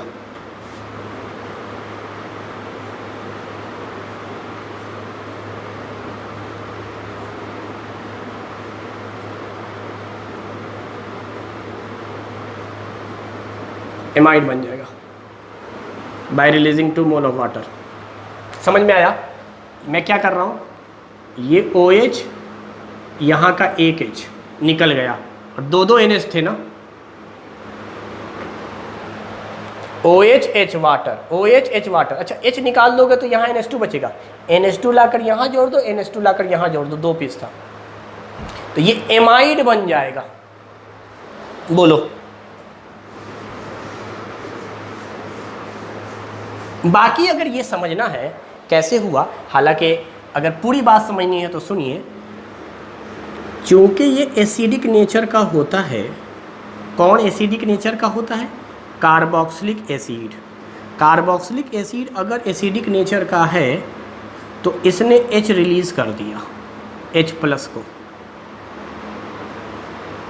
और अमोनिया जो है हमारा वो बेस है, और मैं कह रहा अमोनिया के 2 मोल हमने ले लिए हैं, तो क्या होगा, ये H प्लस को एक्सेप्ट करेगा और एक्सेप्ट करके ये कन्वर्ट हो जाएगा अमोनियम आयन में, यानी NH4 प्लस में, और ये प्लस और माइनस के बीच में एक आयनिक बॉन्ड बनेगा। इसका मतलब ये H ले लिया, यानी एसिड बेस रिएक्शन है, ये H देगा, ये H ले लेगा, this is acid, this is base. अगर मैं स्टेप बाय स्टेप समझाने की कोशिश करूं तो इसका मतलब थोड़ी देर के लिए बीच में ये बनेगा, उसके बाद यहाँ से वाटर निकलता है, 2 हाइड्रोजन ऑक्सीजन, 2 हाइड्रोजन ऑक्सीजन। तो अब इसके बाद अगर आप वाटर निकाल दोगे तो यहाँ से 2 हाइड्रोजन कम कर दोगे तो NH2 बचेगा, और ये डायरेक्ट C से जुड़ा हुआ होगा, एमाइड, क्योंकि ऑक्सीजन निकल गया यहाँ से वाटर बन के। तो आप जानो सीधा सीधी मैंने कर दिया, OH और H निकाल के वाटर, ये आ गया। अब यहाँ से जब आप स्ट्रॉन्ग हीटिंग कर रहे हैं, लास्ट स्टेप आपने देखा था, स्ट्रॉन्ग हीटिंग करते हैं, जब आप स्ट्रॉन्ग हीटिंग करते हैं तो अमोनिया गैस निकल जाती है, चूँकि दोनों अमोनिया है ना ऊपर नीचे, सॉरी 1 मोल निकालना, गलत लिखा, 1 मोल अमोनिया निकल जाती है स्ट्रॉन्ग हीटिंग पर, 1 मोल, चूँकि आपने 2 मोल तो दिया ही है, तो 1 मोल अमोनिया गैस निकल जाती है। अच्छा, अमोनिया गैस निकलेगी तो कैसे निकलेगी बताता हूँ मैं, क्या इस तरह से निकलेगी, यही नाइट्रोजन अपना लोन पेयर दे देता है एक एसिडिक हाइड्रोजन को, ये एसिडिक हाइड्रोजन है जो नाइट्रोजन के साथ जुड़ा हुआ एक एसिडिक हाइड्रोजन है, यानी इसमें बॉन्ड बनेगा और ये अमोनिया गैस निकल जाएगी। जब अमोनिया गैस निकल जाएगी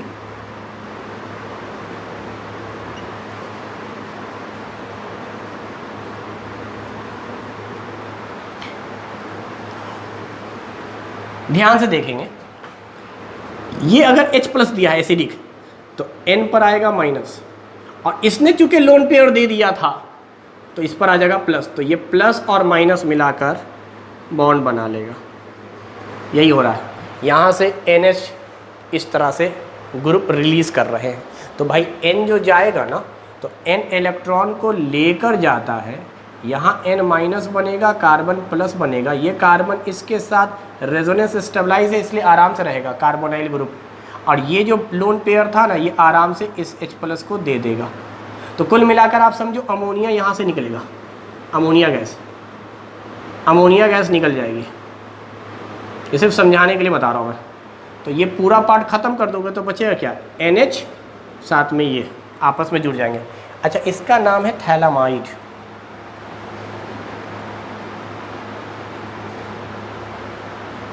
तो ये बहुत ही फेमस रिएक्शन है कि थैलिक एसिड को अगर आप रिएक्शन करवा दें अमोनिया के साथ स्ट्रॉन्ग हीटिंग करके, दिया नहीं है लेकिन आप जानिए 2 मोल अमोनिया के साथ रिएक्शन होता है और मेजर प्रोडक्ट जो बनता है वो आपका बनता है थैलामाइड। तो इसका मतलब पहला आंसर सही है, first option is the correct one, first option, बाकी कोई ऑप्शन सही नहीं है। तो इस तरह से मेरा ऑर्गेनिक का ये सीरीज़ ख़त्म हुआ, बल्कि आप यूँ जाने कि नीट 2019 के तीनों पोर्शन केमिस्ट्री के हमने देख लिए, फिज़िकल, इनऑर्गेनिक और ऑर्गेनिक। तो यहाँ पर हमारा 2019 का ये सीरीज़ ख़त्म होता है। नेक्स्ट लेक्चर में जब हम मिलेंगे तो 2018 की बात करेंगे। आपको कोई भी एक्सप्लेनेशन अगर समझ में नहीं आया हो तो जैसे आपने फिज़िकल और इनऑर्गेनिक के बाद मुझे व्हाट्सएप या मैसेज या फ़ोन करके पूछा था, वैसे ही आप ऑर्गेनिक के इस लेक्चर का मैसेज करके पूछ सकते हैं, या तीनों में जो भी आपको डाउट आ रहा है 2019 के वो प्रॉब्लम आप डिस्कस कर सकते हैं। कोई भी मैकेनिज्म समझ में ना आया हो या फर्दर कोई ट्रिक या कोई एक्सप्लेनेशन आपको जानना हो तो ठीक है। आज के लिए इतना ही। Thank you very much.